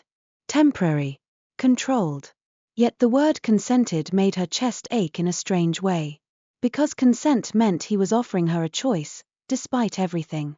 She stared at the pulsing light, at the foreign sigil cutting into the weave, at the living forest that depended on them. "If we don't do this," she whispered, "my brother dies anyway." Oryn's gaze held hers, and for a heartbeat the bond carried something raw from him, an old loneliness, a deep fatigue, the constant weight of being the one who holds everything steady. Then it smoothed again, but not entirely. His voice was quiet. "Then we do it," he said. Maelin's hands trembled. She drew a slow breath. Inhale. Exhale. She forced herself to speak steadily. "All right," she said. "Tell me how." Oryn stepped closer to the hollow. The pulsing light flickered, reacting to him. He turned and held out his hand to Maelin, palm up. Maelin stared at it, then placed her hand in his. The moment their skin touched, the bond flared, and the heartroot responded, gold light brightening, the pulse quickening, like a heart hearing its own name. Oryn's fingers tightened around hers, firm, grounding. "Match me," he said. Maelin matched his breath. Inhale. Exhale. The air around them hummed. Maelin felt her own magic stir, wanting to answer the heartroot's call. They began the cadence together, synchronized. The language of the forest filled Maelin's mouth, and for once it didn't feel foreign. It felt like stepping into a current and letting it carry her. The heartroot's pulsing light swelled, and Maelin felt pressure build behind her eyes. Oryn's voice lowered. "Truth," he said. Maelin swallowed. She could feel the heartroot waiting, hungry for something real enough to anchor. Oryn looked at her, really looked. His eyes were cold green-gray, but there was something in them now that Maelin had not seen before, a willingness to be wounded if it meant stability. "The first truth," he said quietly, "must be yours." Maelin's throat tightened. She thought of Jory. She thought of Hedra's harsh compassion. She thought of the village children nearly caught in a summer gate. She thought of the foreign sigil carved into the weave. She drew a shaky breath and spoke. "I chose to enter this forest," she said, voice rough. "I chose to risk your wrath and your wards. Not because I am brave, because I am desperate." The heartroot's pulse steadied slightly, gold holding longer. Maelin forced herself deeper, because she could feel it wasn't enough yet. "I chose to cast at you," she whispered, shame burning. "I was afraid. And I hurt your forest. I will not pretend it was only accident." The gold brightened, and Maelin felt the truth settle like a stone into the weave. Oryn's grip tightened, as if the admission had cost him to hear through the bond. His jaw worked once. "Again," he said, voice low. Maelin swallowed hard. "I am responsible," she repeated. "And I will repair it." The heartroot's pulse slowed, gold becoming steadier. Oryn inhaled slowly. "Now mine," he said, and the words were almost reluctant. He spoke, voice quiet enough that it felt like a secret offered into the air. I chose to hate humans, he said. Not all of them, his mouth tightened. But enough. I chose distance because it was easier than risk. Maelin's breath caught. The bond carried his truth like cold water poured into her chest. It hurt because it was honest. The heartroot's gold brightened further. Oryn's gaze stayed fixed on the pulsing light, not on Maelin, as if he couldn't bear to look at her while speaking. I chose to believe control was protection, he said. And I have ignored the hands around me. I have allowed my court too much room. Maelin felt his shame, sharp and unexpected. She felt the loneliness beneath it, the centuries of guarding and losing and guarding again. Oryn's voice roughened. I will not allow Eldenmere to suffer for my pride, he said. The heartroot pulsed gold, steady, strong. Maelin's eyes burned. She hadn't expected him to offer anything that vulnerable. She hadn't expected him to admit any failing at all. The bond tightened between them, not as a chain, but as a shared breath. Oryn turned his head slightly, gaze flicking to her face. The final truth, he said, voice low, is choice. Maelin's stomach clenched. Choice about the bond, she whispered. Yes, he said. Maelin's mouth went dry. She stared at their clasped hands. The thought of being bound to him forever made her chest tighten with panic. Yet the thought of severing the bond violently, of leaving it unstable, made her feel sick. She drew a slow breath. I do not want to be trapped, she said, voice trembling. I don't want my life to belong to your forest. Oryn's grip tightened. The heartroot's pulse flickered green at the edges. Maelin forced herself to keep going, because half-truths would break them. But I will choose temporary concordance, she whispered. I will choose to share the circuit until the weave is restored. I will not fight it. I will consent to it. The green receded. Gold returned, brighter. Maelin's breath shuddered. She looked up at Oryn. Only until it's fixed, she said, as if needing to say it aloud. Oryn's eyes held hers. Only until it is fixed, he repeated, and the words landed like a vow. The heartroot surged gold. The pulsing light swelled, then began to smooth, the wrong rhythm easing. Oryn's voice dropped. Now we complete, he said. Their hands remained clasped, but he stepped closer, reducing the space between them until Maelin could feel the warmth, yes, warmth radiating from him beneath the cool sheen of his magic. His presence was steady, anchoring. Maelin's heart hammered. She could smell cedar and rain on stone. Breathe, Oryn said, voice low. They breathed together. Speak, he said. They spoke the cadence, synchronized, and Maelin felt the heartroot pulling at them, tugging their combined magic toward the knot. She held her consent like a steady anchor. She felt Oryn's intent align with hers, not command, not dominance, but partnership. The pulsing light inside the hollow began to unwind. Threads of gold separated from threads of sickly green, teasing apart like tangled yarn slowly being smoothed by patient fingers. Maelin's head throbbed. Her breath grew thin. The cost pressed in her chest like a weight. Oryn's grip tightened. Through the bond she felt his strain too, and something else, his refusal to let her carry the whole cost. His intent shifted, taking more of the burden onto himself. Maelin gasped. No, she tried to protest. Hold, Oryn commanded, and his voice was sharp, but not cruel. Do not argue in the middle of a weave. Maelin swallowed her protest and held the cadence. The heartroot's gold swelled. The sickly green receded further, clinging stubbornly around the foreign sigil. The sigil did not vanish.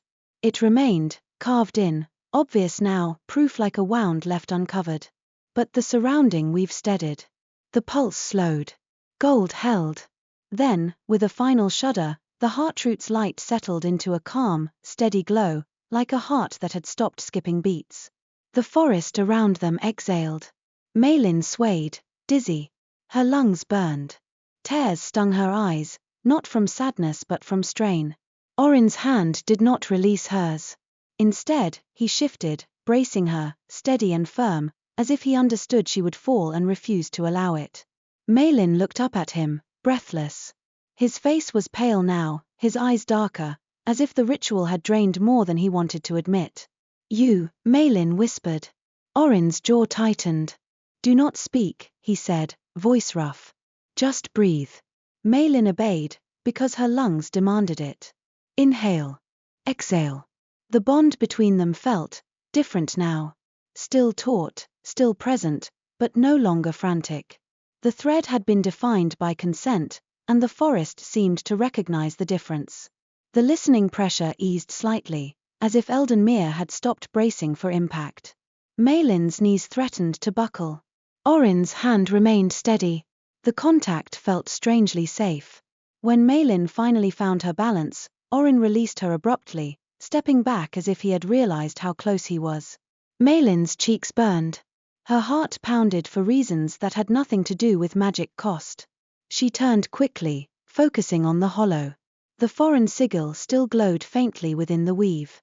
"We have it," she whispered. "Proof." Oryn's gaze fixed on the sigil. His expression was carved calm again, but the bond carried something under it, cold fury, sharpened into purpose. "Yes," he said. Maelin swallowed. "And the forest?" Oryn closed his eyes briefly, as if listening to 100 wardlines at once. When he opened them, the tension in his shoulders had eased a fraction. "Stabilized," he said. "Not fully restored, but stable enough to hold." Maelin's chest loosened. Stable meant the wardline wouldn't snap outward tonight. Stable meant Harthvale might survive long enough for her to return with the herb and finish the potion. Maelin clutched her satchel strap, suddenly aching with the need to run home. "We should go," she said. "Now." Oryn's gaze flicked to her. "Yes," he said, and for once there was no argument. As they stepped out of the root labyrinth, the forest felt subtly changed. The air no longer flickered with wrong seasons. The light behaved, falling in steady patterns through the canopy. Even the sounds, birds, wind through leaves, felt less strained, as if the whole domain had unclenched. The caretakers waiting beyond the labyrinth straightened as if they felt it too.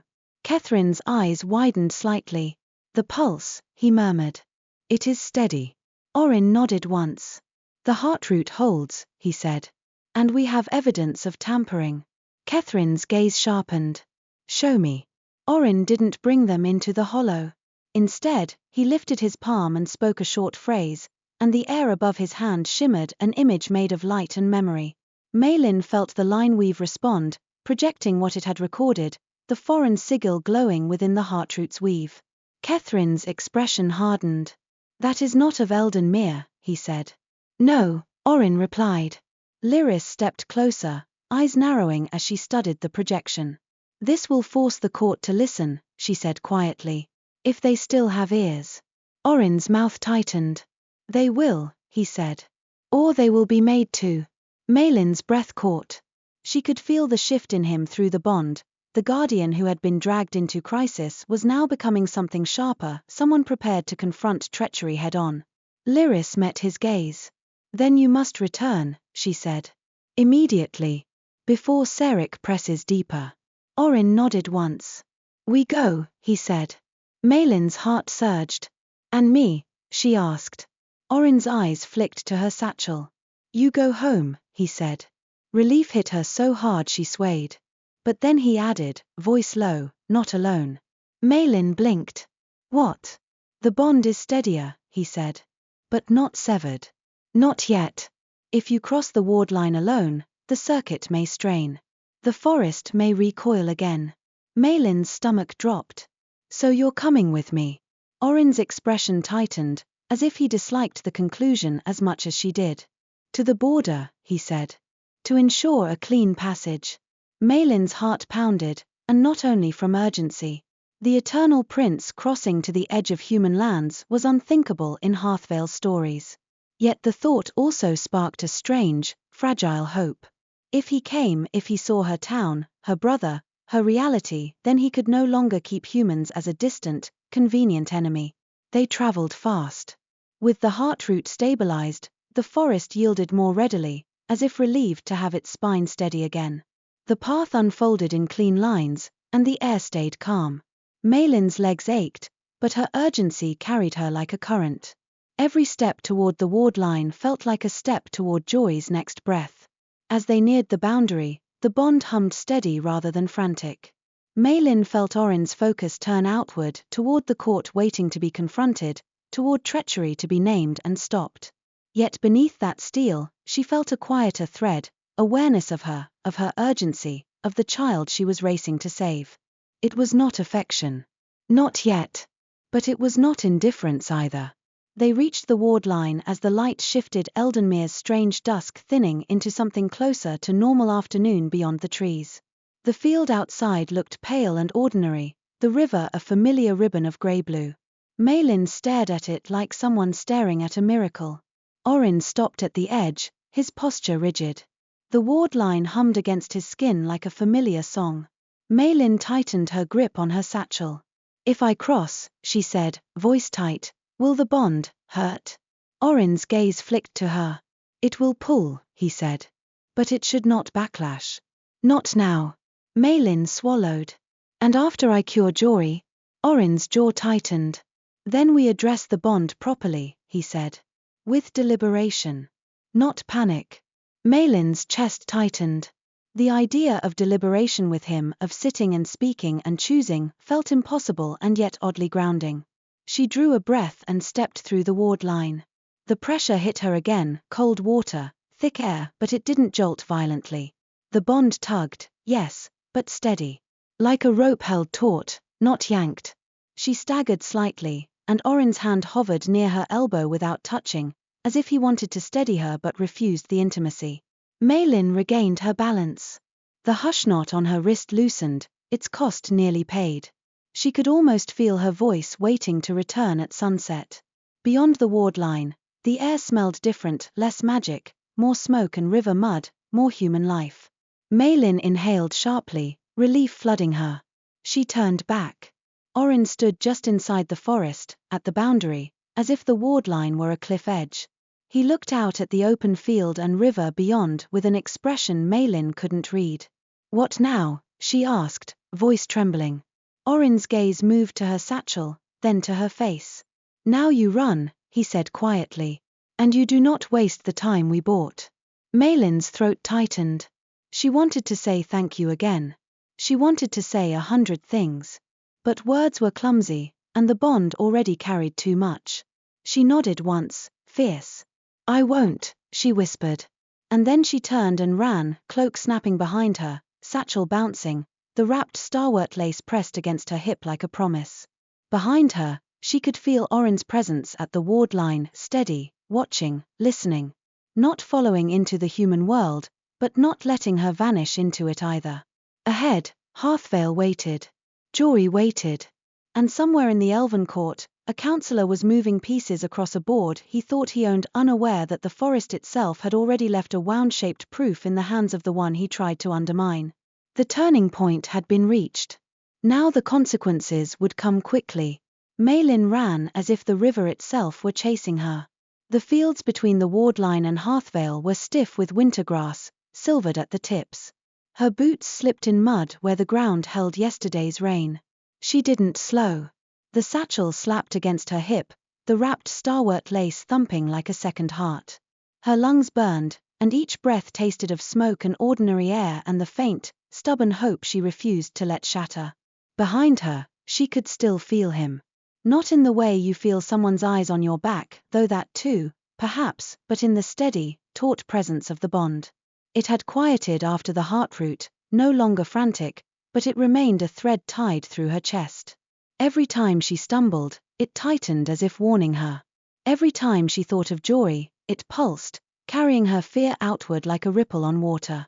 She crested the last rise and saw Harthvale below, grey roofs, a ribbon of river, smoke rising from chimneys into pale sky. Normal. Ordinary. Almost unbearably precious. Her legs nearly gave when she reached the first houses. She forced herself upright, forced her feet faster. She cut through alleys, past the fishmonger's shuttered stall, past the bakery where her mother used to buy sweet buns when coins allowed. She didn't stop to greet anyone who called her name. She didn't stop to explain the wild look in her eyes or the mud up to her knees. Her shop door was latched. Hedra had done that, Hedra who locked doors when trouble breathed too close. Maelin hammered once, then pushed hard. The latch yielded, and she stumbled inside. Hedra was in the front room, sleeves rolled, hands stained with dark syrup and powdered bark. She looked up sharply. The relief in her face was immediate, and then she saw Maelin's wrist. The hush knot. Hedra's gaze narrowed. You can't speak. Maelin shook her head once, hard, and lifted her satchel like proof. She dug inside, yanked out the damp-wrapped herb, and held it up. Hedra's breath hissed through her teeth. Starwort lace, she said, reverent as a curse. You actually. Maelin didn't wait. She shoved past Hedra toward the back. Joy's door was open. The smell hit her first, sweat, bitter medicine, the faint sharpness of fever. Joy lay in bed, his face flushed, lips parted. His breathing came in shallow pulls that snagged and rattled. Maelin froze in the doorway, a cold blade sliding down her spine. Hedra appeared behind her. He spiked a fever after midday, she said quietly. I've kept it from climbing higher. Barely. Maelin's hands shook. She crossed to the bed and sank to her knees. Joy's eyelashes fluttered. He didn't open his eyes. She took his hand. It was hot, and too weak in her grip. A cough shook him ragged, deep, and a thin fleck of red stained the corner of his mouth. Maelin's vision blurred. She pressed her forehead to Joy's knuckles and forced herself not to sob.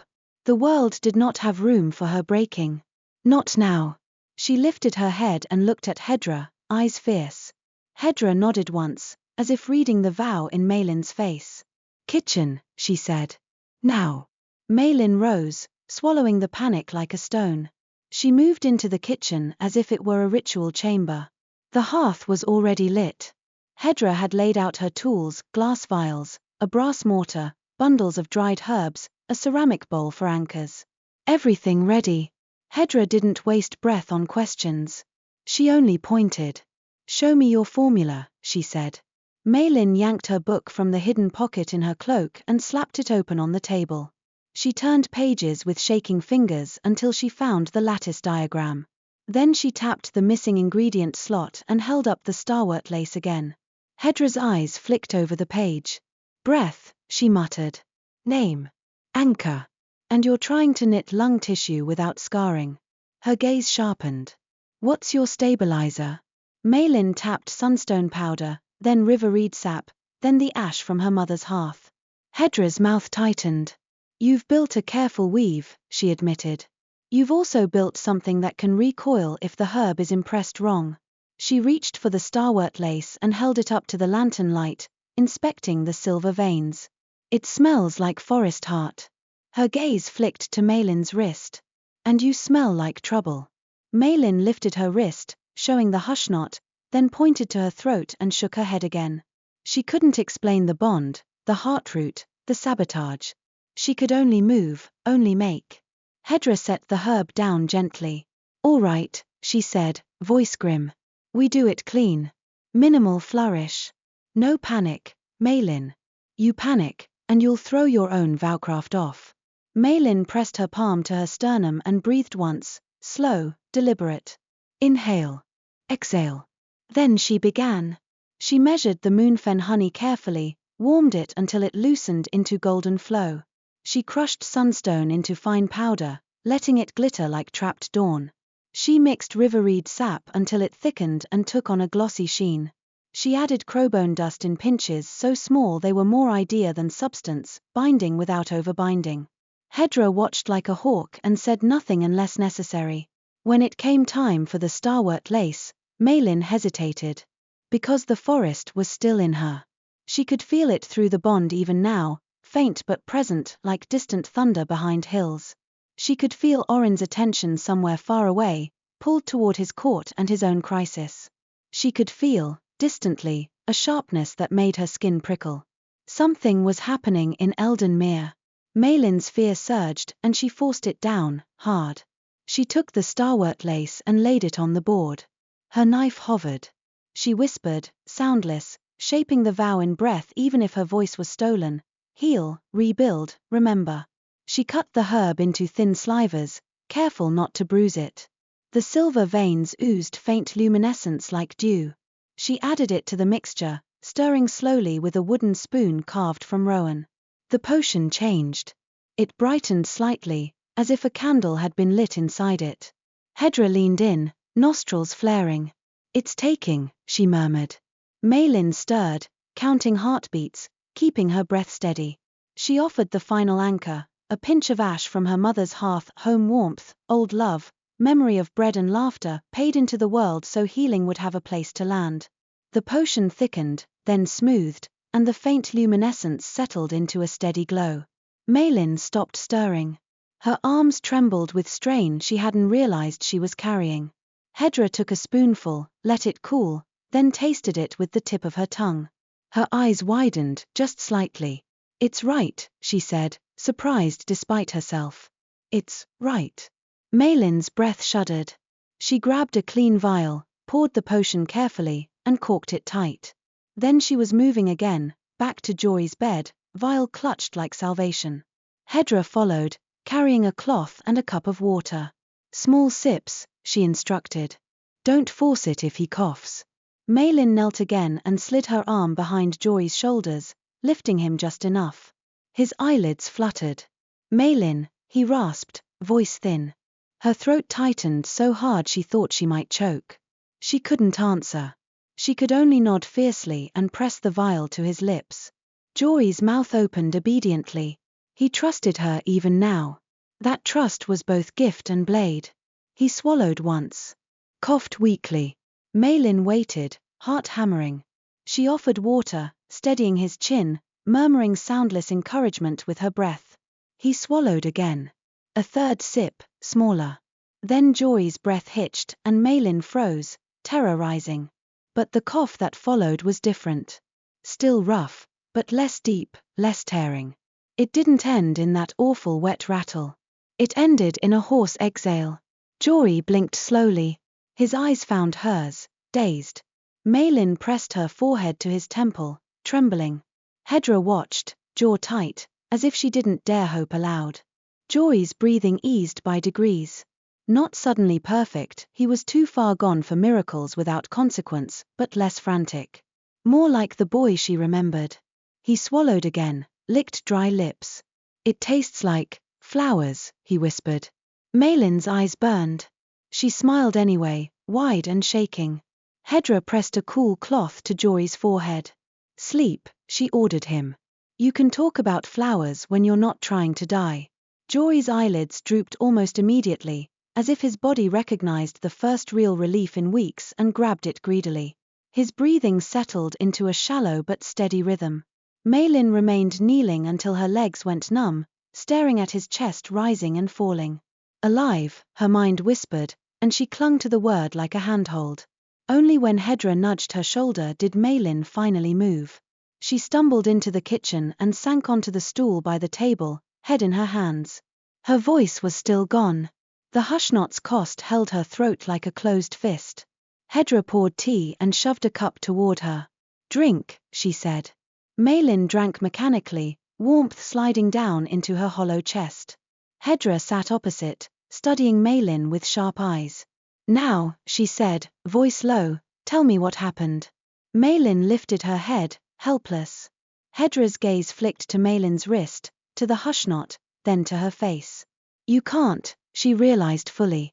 "Not until sunset." Maelin shook her head once, frustration sharp. Hedra leaned back, tapping her fingers on the table. "Then show me," she said. Maelin frowned. Hedra's eyes narrowed. "Draw," she snapped. "Write. Gesture. Anything." Maelin grabbed her book and a scrap of paper. Her hand shook as she began to sketch, a line for the wardline, trees for Eldenmere, a figure for herself, a figure for Oryn. She drew a jagged burst between them and then a line connecting their chests. Hedra's eyes sharpened. "A bond," she murmured. "Concordance." Maelin nodded hard. She drew stones, a glowing depression, hands clasped. She drew a gate, a ribbon of light folding. She drew the heartroot, massive tree, pulsing gold and green, and inside it a sharp angular sigil. Hedra leaned forward, face growing grim. "Someone wrote into the weave," she said slowly. Maelin underlined the sigil, then scribbled a sharp symbol beside it, an approximation of what she had seen. She hesitated, then wrote a name, Saeric. Hedra's gaze snapped up. "You know who," she said. Maelin nodded, then drew a crude court shapes around a central figure and arrows like knives. Hedra's mouth tightened. "And where is the prince now?" Maelin drew Oryn at the ward line, then arrows pulling him back toward the court. Hedra stared at the drawing, silent a long moment. Then she said, very softly, "This is bigger than your brother." Maelin's hands clenched.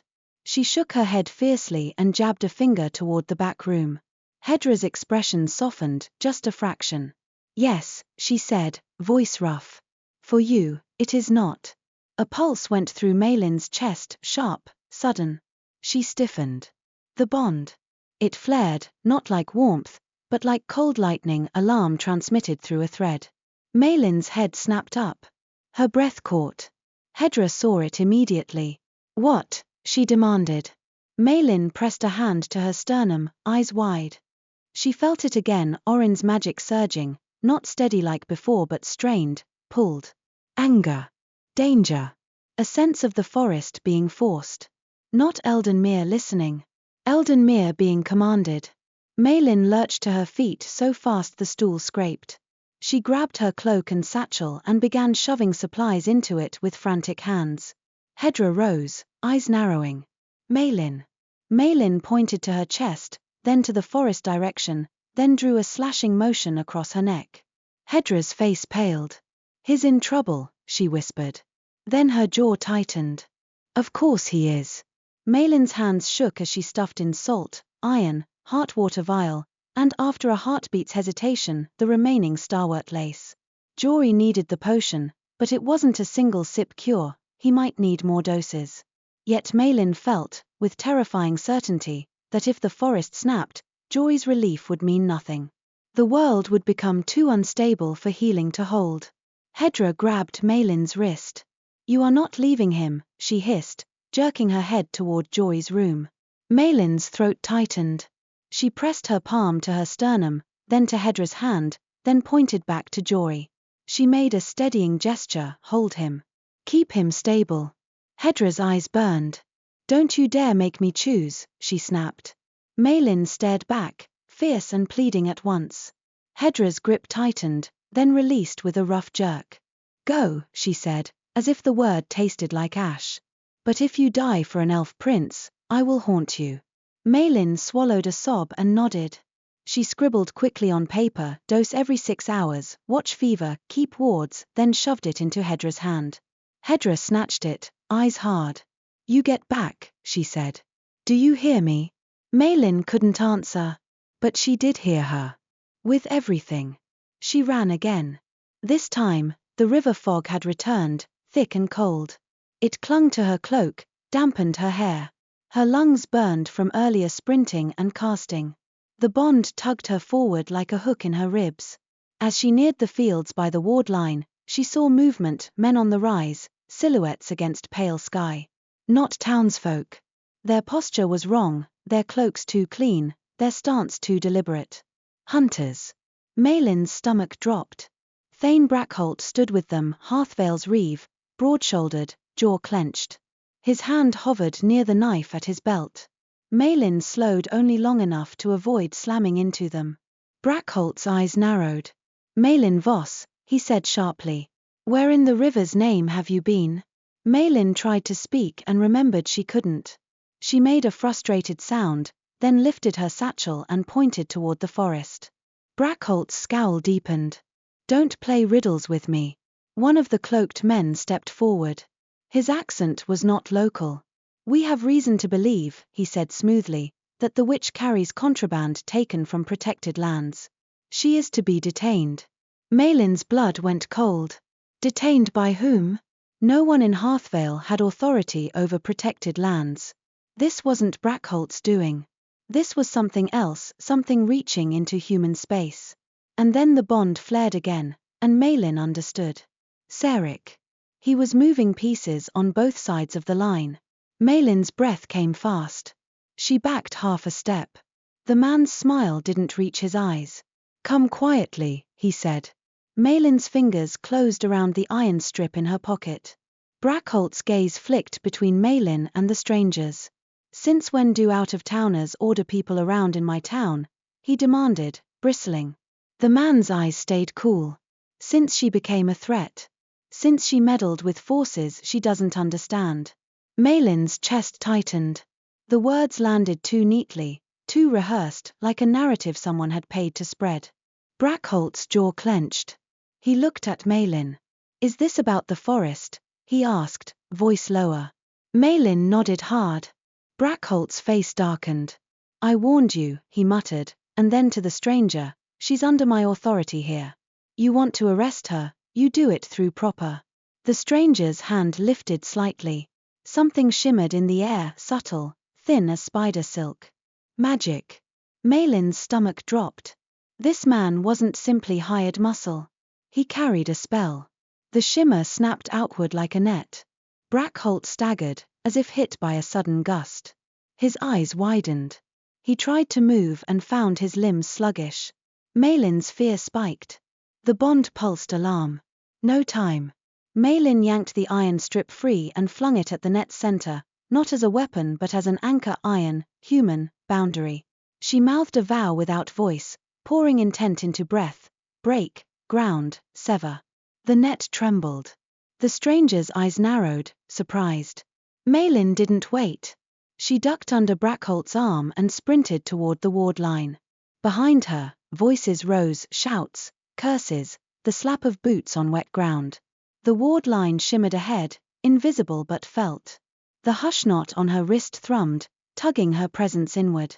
Maelin crossed. Cold pressure slammed into her. The world thickened. For a heartbeat she couldn't breathe.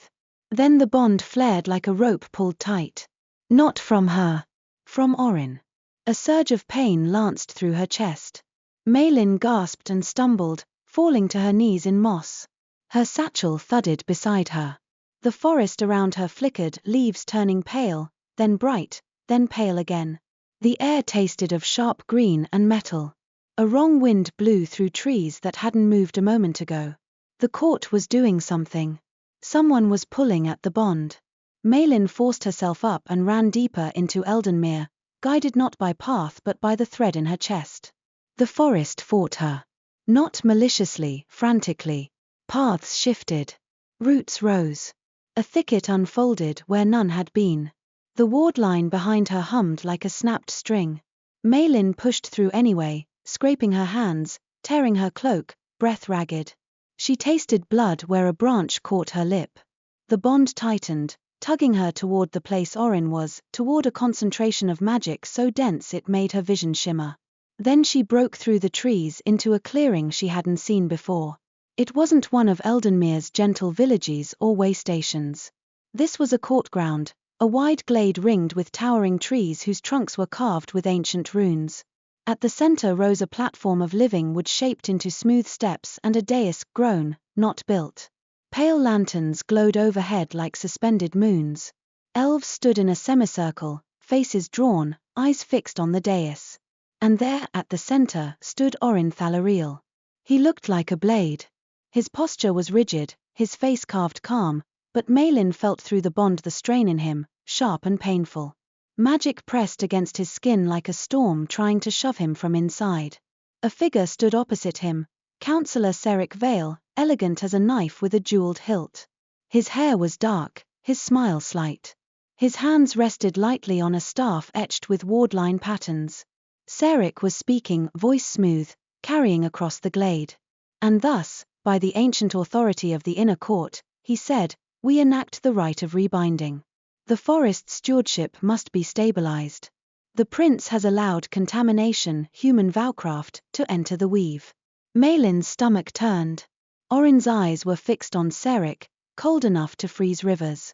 "You call sabotage contamination," Oryn said, voice low. Bold. Seric's smile deepened a fraction. "You accuse without proof," he said. "You have been absent. Your wardlines falter. You return with a human at your thread." His gaze slid toward the trees, toward where Maelin stood. Maelin's blood went cold. Seric lifted his voice. "Behold," he said, and with a subtle gesture, he drew a shimmer of magic into the air above the dais. An image formed, warped, incomplete. It showed Maelin in the glade, hands raised, the first panicked hex flung. It did not show the weakened seam. It did not show the foreign sigil. It did not show the heartroot's wound. It was a story trimmed into a weapon. Murmurs rippled through the gathered elves, suspicion hardening into fear. Maelin's chest tightened. She tried to step forward, tried to speak, and nothing came but a raw, voiceless breath. Oryn's gaze flicked toward her. The bond carried his alarm not at her presence, but at her vulnerability. At her inability to defend herself. Saric's eyes sharpened as he noticed her. "Ah," he said softly. "The witch arrives, drawn by her tether. How convenient. We may complete the rite in full view." Maelin's throat burned. She shook her head, furious, and lifted her satchel. She pulled out her book and the scrap of paper she'd drawn earlier, the sigil, the heartroot wound, waving it like proof. The elves stared, uncertain. Some leaned forward, squinting. Others scowled as if offended by the crude human sketch. Saric laughed, gentle as falling snow. "Charcoal drawings," he said. "How persuasive." Oryn moved then, one step, deliberate, and the air shifted with him. His voice cut clean through the murmurs. "I have proof," he said. Saric's smile didn't falter. "Do you?"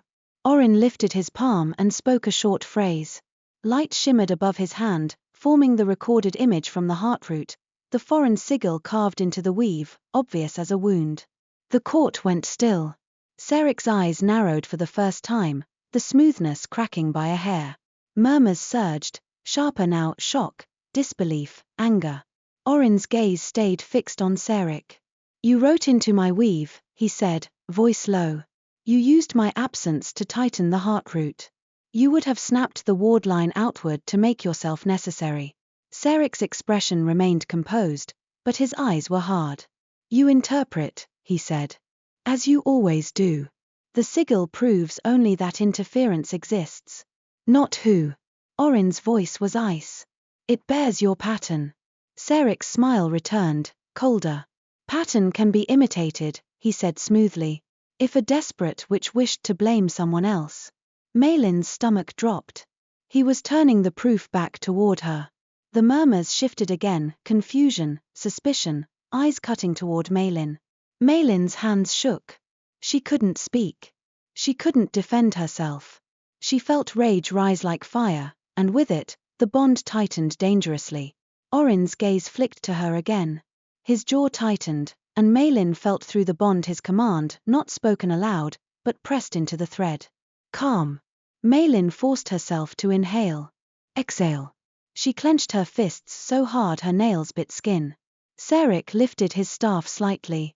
"Regardless," he said, voice carrying, "the contamination remains. The bond between prince and witch is an open circuit. It is the source of instability. The rite of rebinding will sever it and in doing so, return the forest's authority to the inner court for safekeeping." Oryn's eyes flashed. "You mean return it to your hands?" Saric's smile was thin. "To many hands," he corrected. "To governance. To order." Maelin felt Oryn's anger flare through the bond, cold and sharp enough to hurt. And beneath it, something else. Fear. Not fear for himself. Fear for the forest. Because he knew what Saric was about to do. Maelin stumbled forward a step, and the crowd shifted uneasily. Some elves reached instinctively for charms, ward knots glinting at their wrists. Saric's eyes narrowed. "Hold her," he said, soft as a lullaby. Two elves moved, hesitant, but obeying court authority. They approached Maelin, hands out, ready to restrain. Maelin backed away, heart hammering, eyes wild. "No casting," she screamed inside herself, but the bond was already vibrating with danger. Oryn's voice snapped like a whip. "Do not touch her." The elves froze. Saric's smile flickered. "You see," he said to the court. "Compromised." Oryn stepped forward, and the air around him tightened, wardlines humming. "Touch her," he said, voice low, "and you will feel how uncompromised I remain." The court ground trembled slightly. Leaves rustled without wind. Maelin felt Oryn's restraint like a vice. He was holding back a storm. Ceric's eyes hardened. "Then we proceed," he said, and lifted his staff high. The runes carved into the surrounding trees flared. The glade's air went thick, humming like a struck chord. Maelin's chest seized. The bond, defined by consent at the heartroot, was being grabbed by something else, something foreign and forceful. Ceric was trying to wrench it open, to sever and redirect. Pain lanced through Maelin's ribs like a hook yanked hard. She gasped, dropping to her knees. Her fingers clawed at the grass. Across the dais, Oryn jerked as if stabbed. His composure cracked for a heartbeat, his breath hitching. The court murmured in alarm. Ceric's voice rose, smooth and chanting now. The ritual words tasted wrong in the air, like honey poured over rust. The runes flared brighter. The bond screamed. Maelin's vision blurred. She felt the forest react, wardlines tightening, then snapping back like stretched cords. The air flickered. For a moment, the glade's lanterns turned into pale blossoms, then back again. A crack sounded sharp as ice breaking. Somewhere far away, a gate opened wrong. Maelin felt it through the bond, a pulse of chaos from Eldenmere's edge. Harthvale. Joy. Her fear exploded, and she fought to smother it before it fed the storm, but pain made control slippery. Oryn's voice cut through the ritual, raw with forced authority. "Stop," he commanded, and the word was not only sound. It was lineweave, written into air. The runes hesitated, flickering. Ceric snarled, the smoothness finally cracking. "You do not command the court," he hissed. "Not while tethered." He slammed the staff down. The runes flared blinding white. The bond tore. Not severed cleanly. Wrenched. Maelin screamed without voice, a silent, broken sound. The pain was so intense she thought her lungs had been ripped open. She doubled over, retching, hands digging into earth. Across the dais, Oryn staggered. For the first time, he looked mortal, pale, jaw clenched, eyes dark with pain. The forest around them bucked. A gust of wind roared through the glade, ripping leaves from branches. The lanterns swayed wildly. The air shimmered with wrong colors, green, blue, sickly violet. Elves cried out, grabbing each other, clutching ward knots. Ceric's face tightened with triumph and strain. He had not expected the backlash to be so violent. His staff vibrated, struggling to contain the recoil. Oryn lifted his head, eyes blazing. And Maelin felt, through the torn bond, his intent change. Not anger. Decision. He stepped off the dais, ignoring the court's startled cries, and moved toward Maelin. Ceric barked, "Stop him." 2 court guards lunged. Oryn didn't even look at them. He spoke a single word, low and cutting, and the ground beneath the guards' feet softened into mossy sink, trapping their boots. Oryn reached Maelin and crouched beside her. His hand closed around her wrist, firm, grounding right over the hush knot. The touch steadied her just enough to breathe. Maelin dragged in a ragged inhale. Exhaled in a shudder. Oryn's face was inches from hers. His eyes held hers, cold green-gray, but the emotion in them now was startlingly human, fierce, protective, furious. "Look at me," he said. Maelin did, because the bond tugged her focus to him. "Breathe," he commanded, but it wasn't a command meant to control. It was an instruction meant to save. Maelin forced herself to match his rhythm, one shaky breath at a time. The chaos in the glade stuttered, as if the forest noticed the alignment and paused to listen. Ceric's voice rose again, desperate now. "This is the proof you need," he shouted to the court. "See how she drags him down, see how his power warps around her."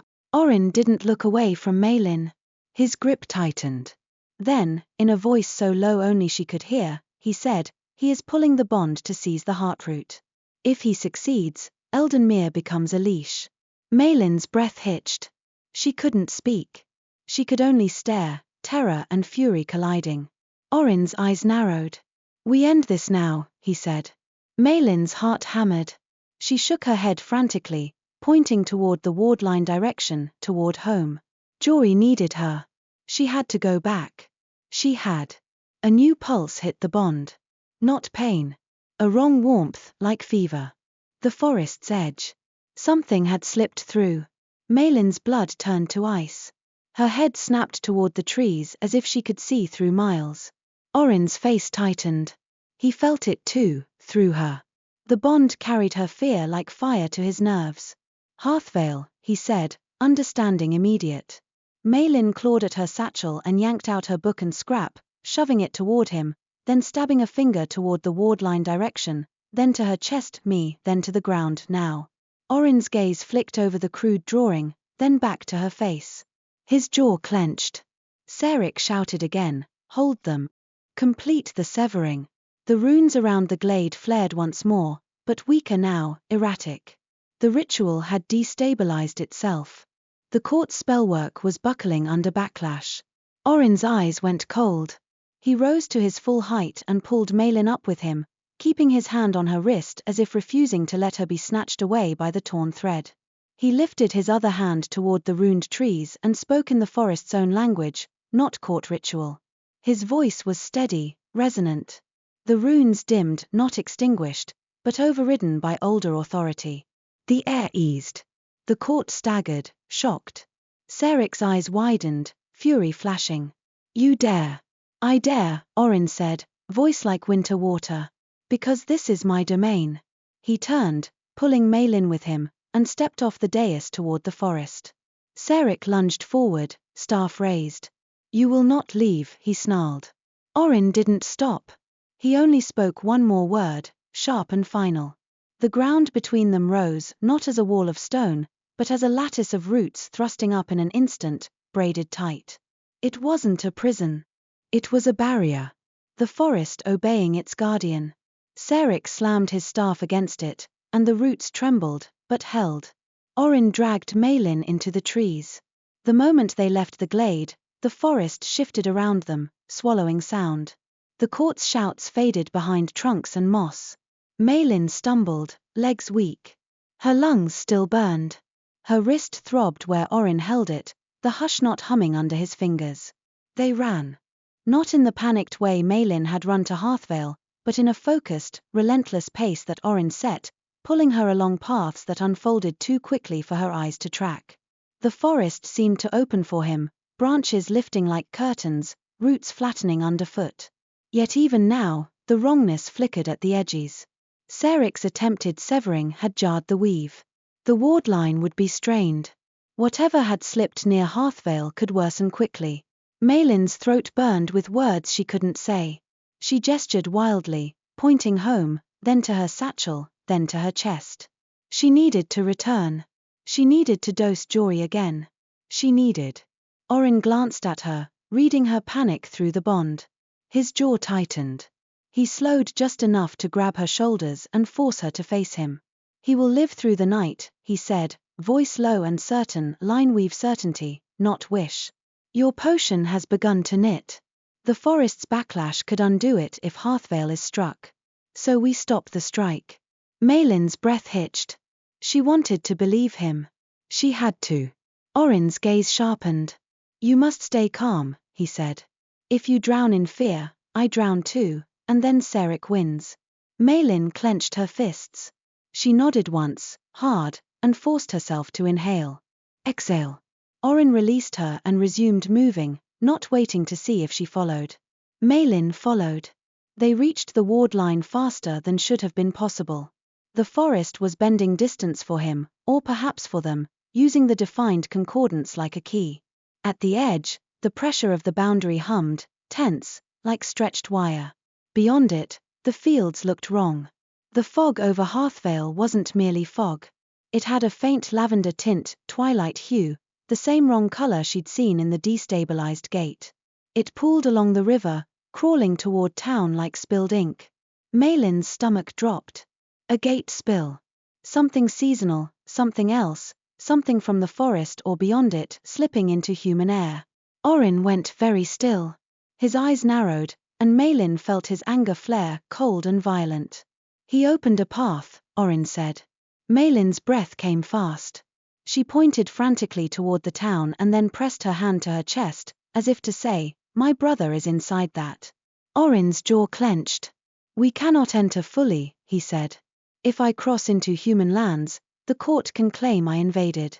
Ceric will use it. Maelin's eyes widened, fury flaring.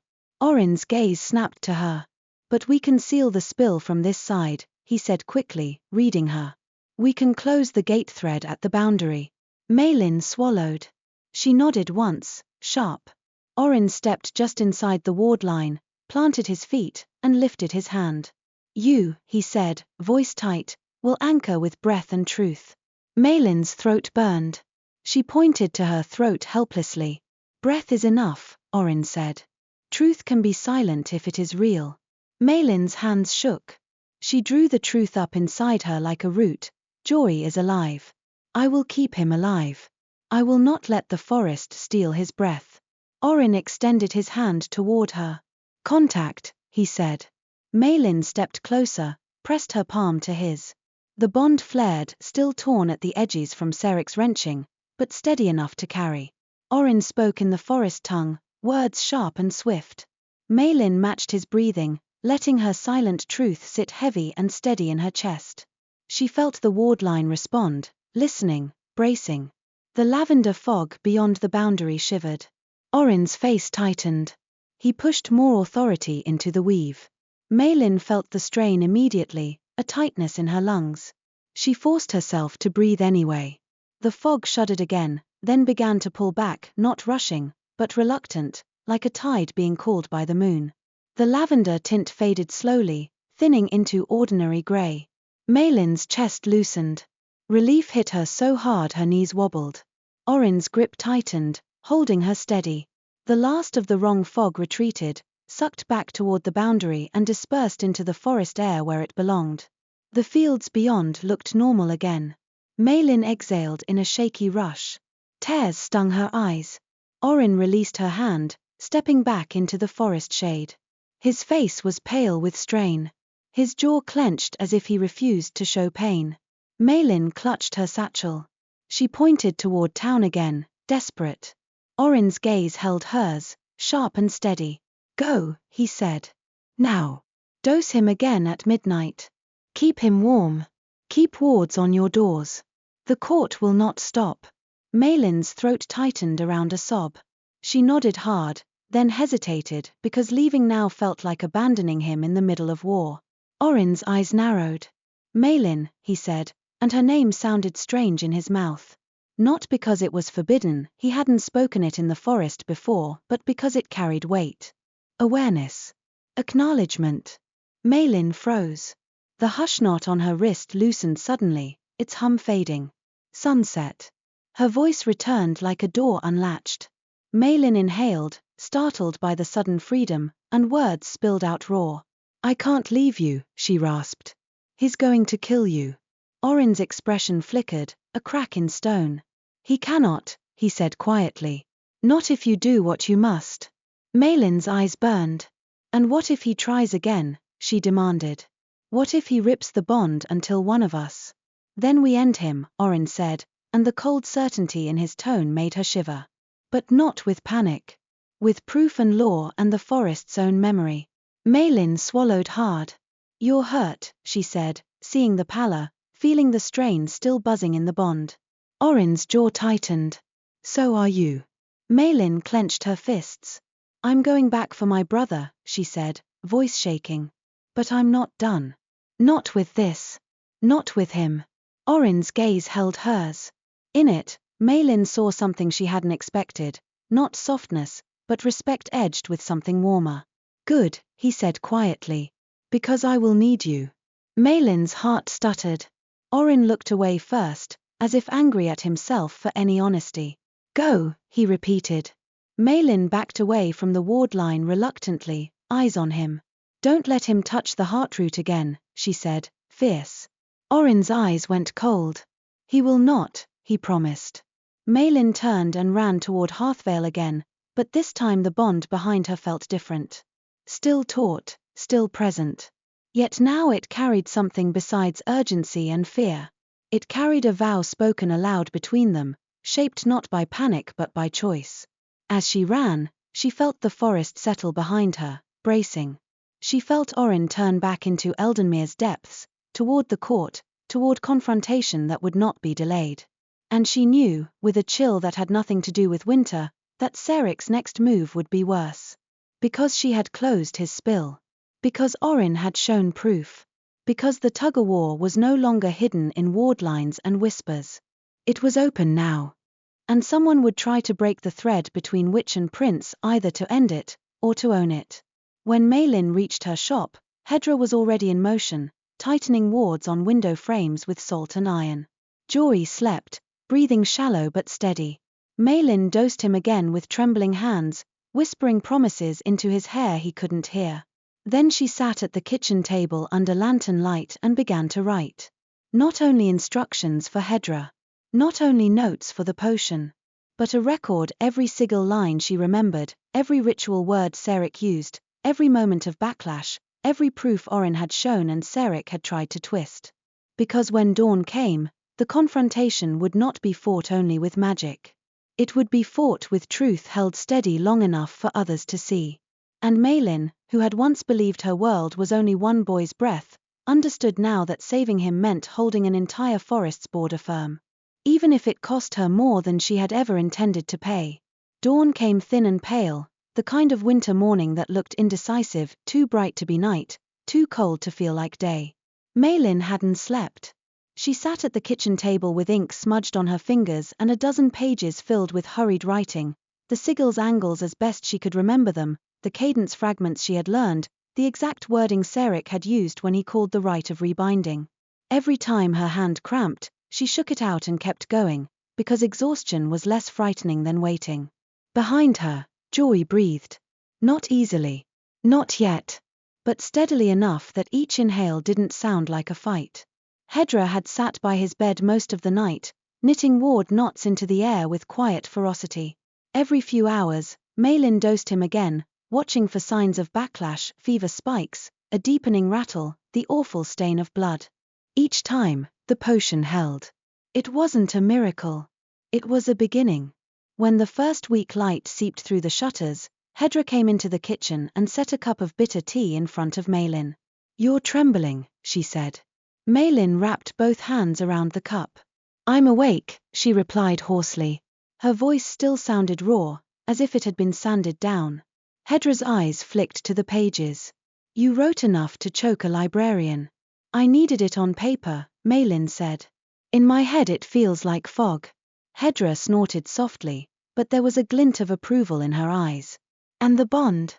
Maelin pressed her palm to her sternum automatically.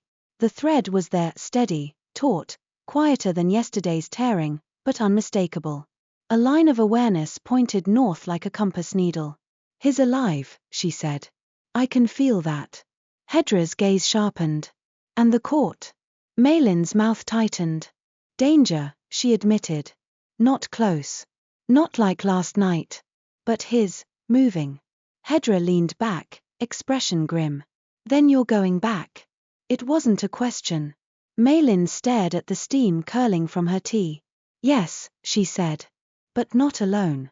Hedra's eyebrows rose. "Oh." Maelin pushed the pages toward her.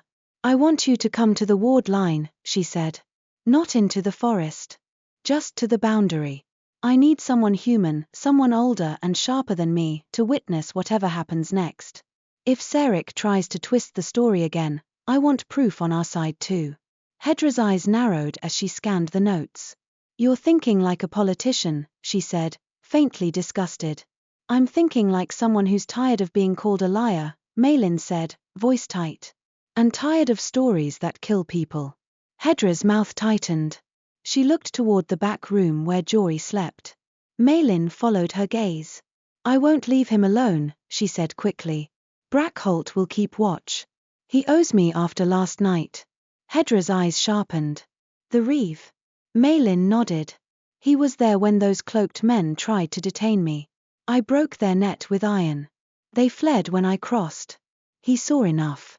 Hedra made a thoughtful sound. "Fine," she said. "But if the ward line twitches, I turn around. I'm not dying in an elf prince's forest because you've developed a taste for heroics." Maelin almost laughed. "Fair." They moved quietly through the house, checking Jory one more time. His cheeks were still too pale, but his brow was less slick with fever. When Maelin touched his hand, his fingers curled weakly around hers. "You're going out," he whispered, voice raspy but clearer. Maelin's throat tightened. "Just for a little," she promised. "Hedra will be here. And I'll be back before you can miss me properly." Jory's eyes found hers, too serious. "Don't fight," he murmured. "Just come back." Maelin's chest ached. "I'll do my best," she whispered, and kissed his forehead. Outside, Harthvale was waking. The river ran grey-blue, gulls arguing above the docks. Men hauled nets, women swept stoops, children chased each other in breath-puffing circles as if winter were an invitation rather than a threat. Normal life, stubborn and unaware of how close its edges had come to unraveling. Brackholt met them at Maelin's shop door, cloak thrown over his broad shoulders, eyes shadowed with a night of poor sleep. He looked between Maelin and Hedra, then down at the papers in Hedra's hand. "I've posted 2 men near your back alley," he said gruffly. "Not to watch you," he sounded offended at the implication. "To watch anyone else who thinks they can walk into my town and throw nets around." Hedra snorted. "Finally, your spine remembers it's attached." Brackholt flushed. "I'm doing what I can," he snapped, then looked at Maelin more quietly. "You sure you have to go back to that line?" Maelin pressed her palm to her sternum again. "Yes," she said. Brackholt's jaw tightened. "Then I'll walk you to the fields," he said. "And if any cloaked fools show their faces again, they'll find my patience thinner than winter ice." Maelin nodded, grateful. The walk to the wardline felt shorter than it should have, as if the bond pulled distance thin. Mist clung to the grass. The trees of Eldenmere loomed ahead, pale trunks rising like quiet sentinels. At the boundary, the air changed. The hairs on Maelin's arms lifted. Her teeth ached faintly, familiar now.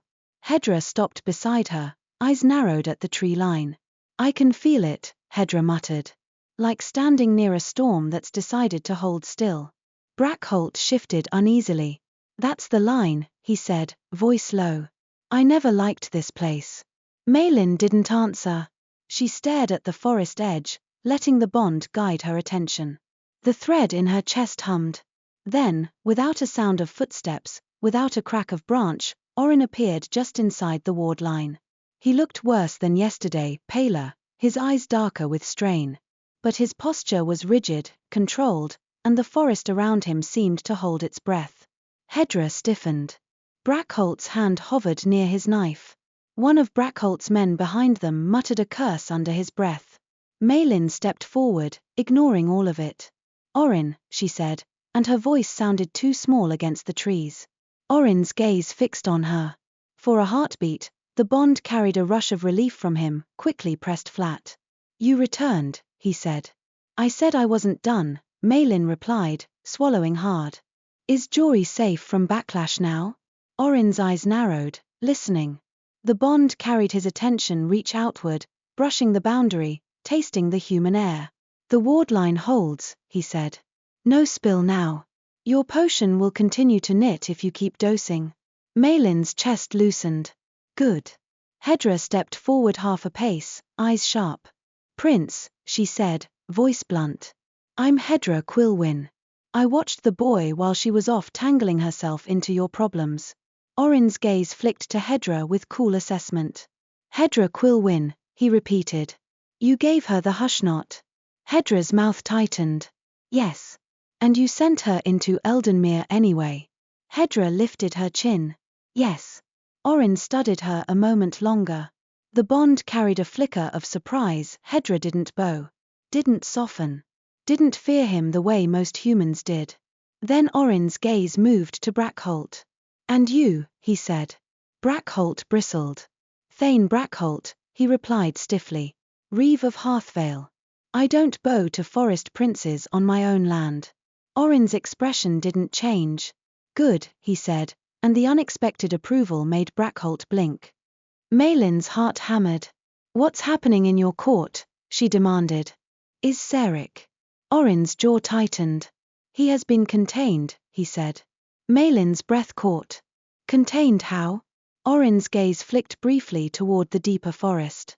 The Heartroot's proof forced division, he said. Some in the inner court wanted to ignore it. Others, his mouth tightened. Others had been uneasy with Seric's suggestions for longer than they admitted. Hedra snorted softly. Convenient. Oryn didn't argue. Lyris and Kethrin rallied the wardens, he continued. They barred Seric from the Heartroot junction. He attempted to invoke the right of rebinding again, but without access to the center, his authority failed. Maelin's stomach still twisted with dread. That doesn't mean he's stopped. No, Oryn agreed, voice low. He has not stopped. But he has lost speed. Maelin swallowed. Then end it, she said, the words sharp with exhaustion. Expose him. Bind him. Whatever your law requires. Oryn's gaze held hers. Law requires witnesses, he said. And the forest requires truth. Hedra lifted the papers slightly. We have truth, she said. She wrote it. I saw the boy's condition. I saw her return with the herb. I saw the net spell thrown on our land. Brackholt grunted. And I saw strangers trying to detain a witch without my authority. Oryn's eyes narrowed. He looked at Maelin. Those men were not human, he said quietly. Maelin's blood ran cold. What? Glamoured, Oryn said. Elven agents in borrowed skin. Hedra's mouth tightened. Seric. Oryn nodded once. Brackholt's face went red with anger. They came into my town, he growled. In disguise. Oryn's voice was cold. Yes. And that is why I came to the boundary. Maelin's pulse hammered. To do what? Oryn lifted his hand slowly, palm outward. The wardline hummed as if waking. To make an oath, he said. Hedra's eyes narrowed. An elf prince swearing at a human border, she muttered. This I'd like to see. Oryn's gaze flicked to her, then to Maelin. The court will try to paint you as a contaminant, he said. I will remove that weapon. Not by denying the bond. By defining it. Maelin's throat tightened. We already defined it at the Heartroot, she whispered. Oryn's expression tightened. We defined it for the forest, he said. Now we define it for the court and for your people. Maelin's chest ached. What does that mean? Oryn's gaze held hers, steady. It means I will publicly claim responsibility for the concordance, he said. I will state it was established by necessity to stabilize Eldenmere after sabotage. I will state that you acted to repair, not to harm. I will offer your town a boundary oath, that no elven agent will cross into Harthvale under glamour again, and that any who do will be treated as enemies of Eldenmere, not as emissaries. Brackholt's eyes widened slightly. Hedra's brows rose a fraction. Even the men behind them shifted, startled. Maelin's throat tightened. And your court will allow that? Oryn's mouth tightened. They will have to, he said. If they wish to pretend they are not complicit in Seric's methods. Hedra studied him, eyes sharp.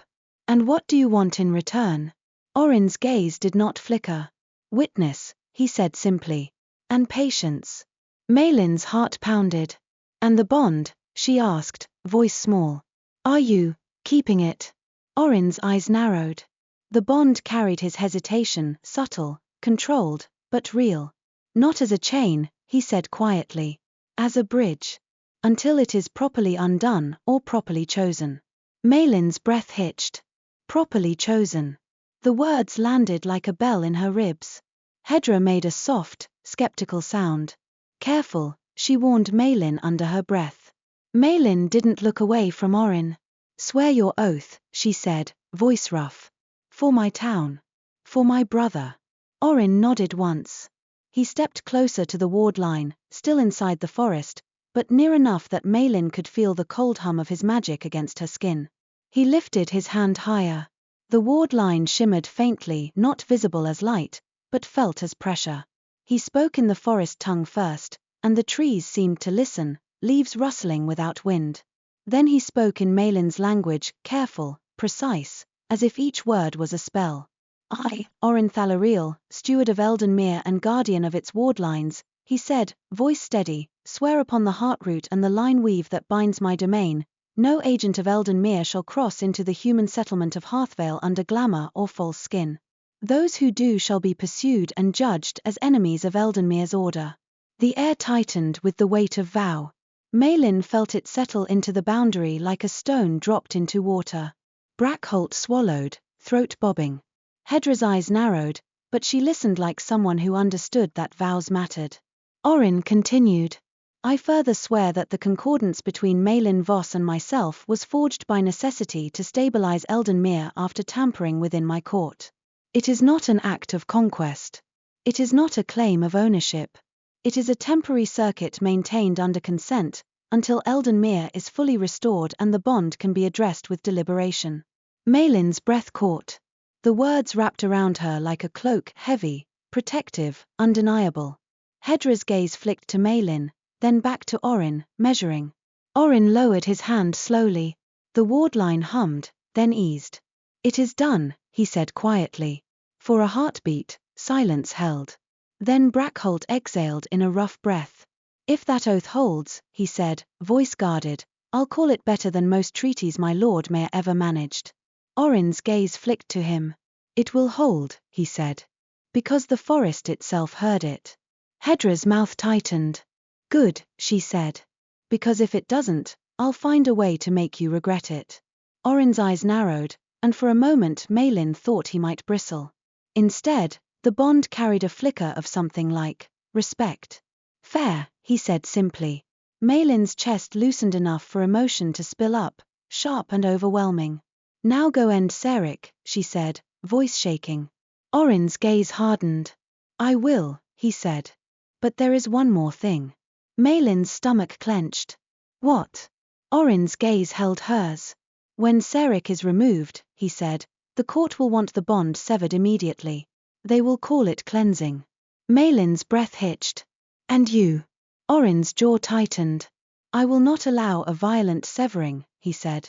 Not after what it did to the weave. Not after what it did to you.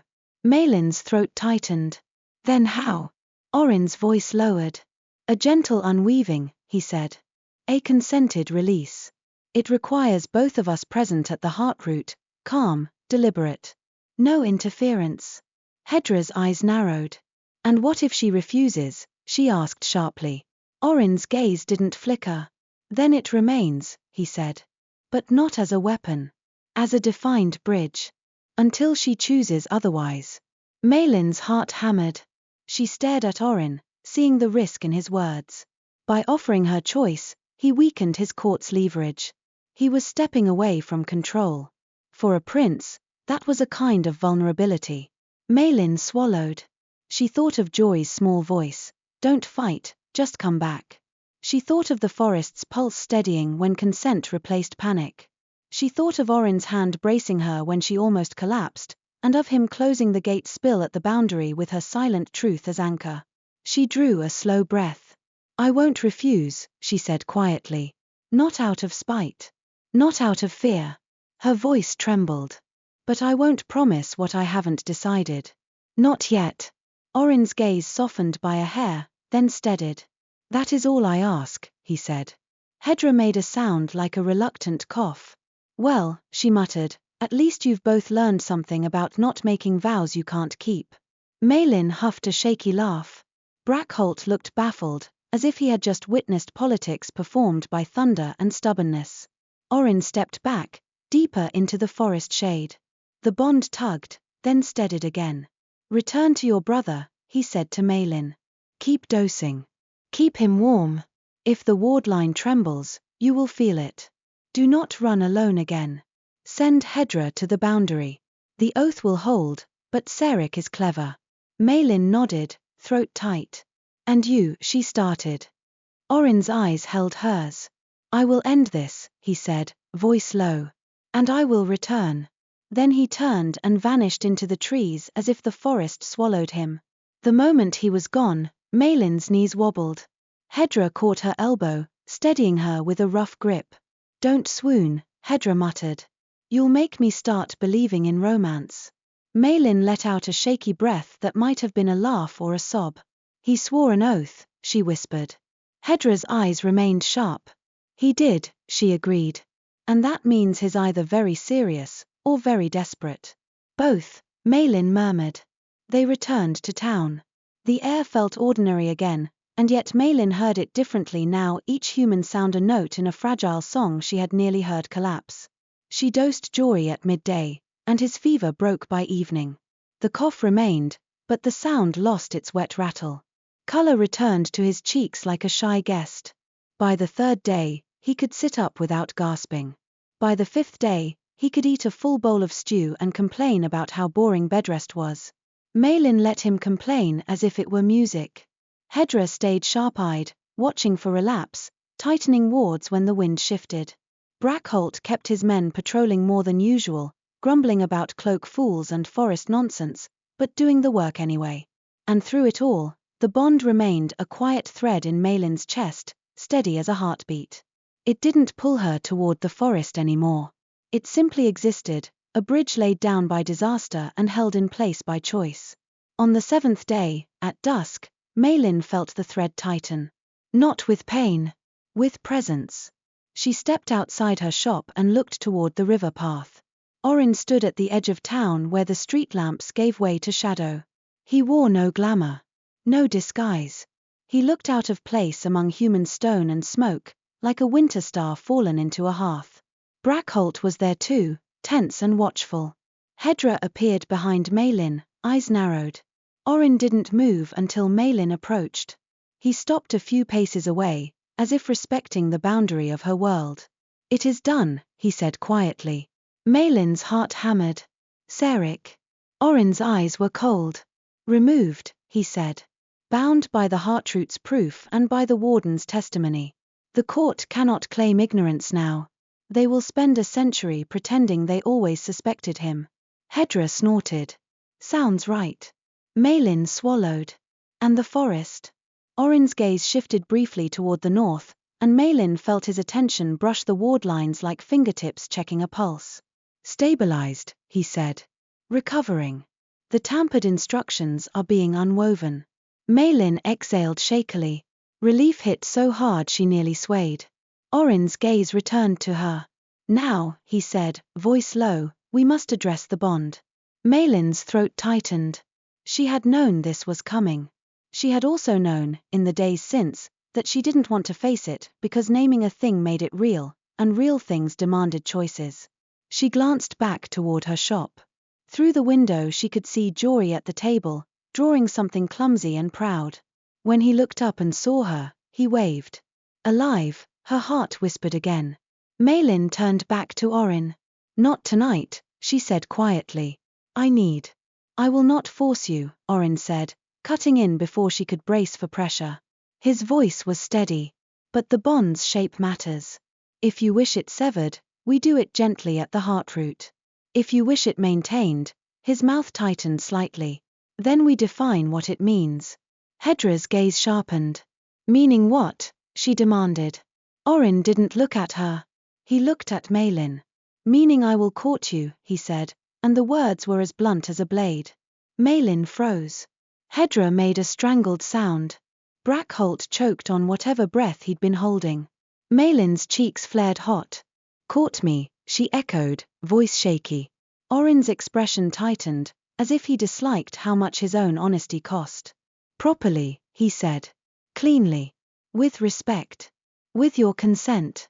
Maelin's heart hammered so hard she thought it might shake her ribs loose. The bond hummed, not with demand, but with a steady warmth that made her want to step closer and made her fear herself for wanting it. "You hated humans," Maelin said softly, remembering his truth at the heartroot. Oryn's gaze didn't flinch. "I chose distance," he said. "And I chose wrong. You forced my hand."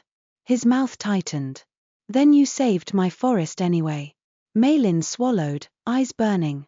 "And you saved my brother," she whispered. Oryn's gaze softened by a hair.